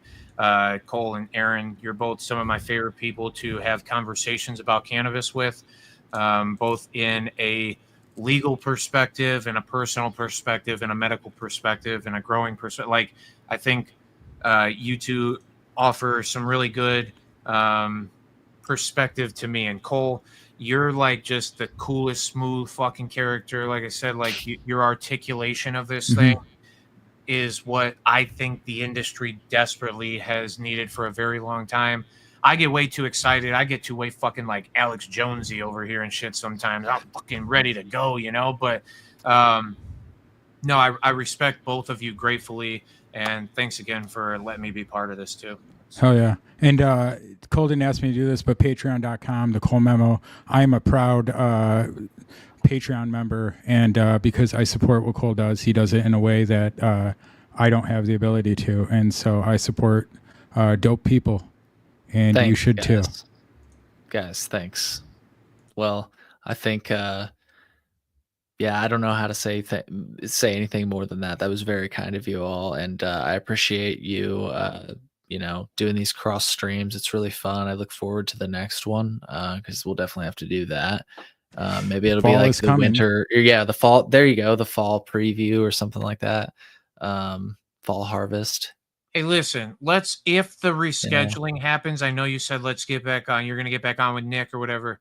If the rescheduling happens, I think it would be cool for all of us to jump back together absolutely. and That'd be have cool. that conversation again too, where each one of us would read on our own and be able to, And honestly, like, I keep seeing the names come up in here, and I'm like one who just wants to fucking call everybody out for being just the most awesome people. And both of you are running it on different platforms. I didn't open up Peace, Love, and Cope to fucking run it on. I apologize to Peace, Love, and Cope followers. But a lot of the people who come into my stream too, and just so many good people in this community, so many beautiful perspectives on it. And thanks again, just thank you to everybody who has commented, liked, subscribed, and, again, hit that Cole's Patreon. I'm a fan of that. Hell yeah. $3 a month is nothing. Yeah. All my stuff comes out though for free at colememo.com Absolutely. at the end of the day. So you don't have to support financially. And there's actually a free option on the Patreon too. So everything ultimately releases for free, but there's a $3 option. It's just $3 and it helps me to do what I do because this stuff ain't free. As you know, Aaron, the StreamYard and all that stuff, it all costs money, the equipment, the travel. Yep. If you do those, which I like to do, and I have some stuff, planned in the future. But anyways, again, not to get onto that tangent, I appreciate you all. Looking forward to the next one. Miggy, we got to go. Yeah, we got to go to Miggy's store. Maybe Yes. we do a podcast at the store. That'd be cool. Done. I'm in. If the space allows for that, that'd be cool. And they're all cool with that. But anyways, I appreciate you both. Thank you again for saying the kind things, and thank you for the opportunity to do this cross stream. Really looking forward to the next one, and I'm excited to see your episode tomorrow. Folks should check that out, right? Wednesday, 12 p.m. 12:15 p.m. Central Standard Time at Two Dope Dudes YouTube channel or Spotify or wherever else you listen to your podcasts. There you go. We love you all. There you go, folks. Smoke weed every day. Peace.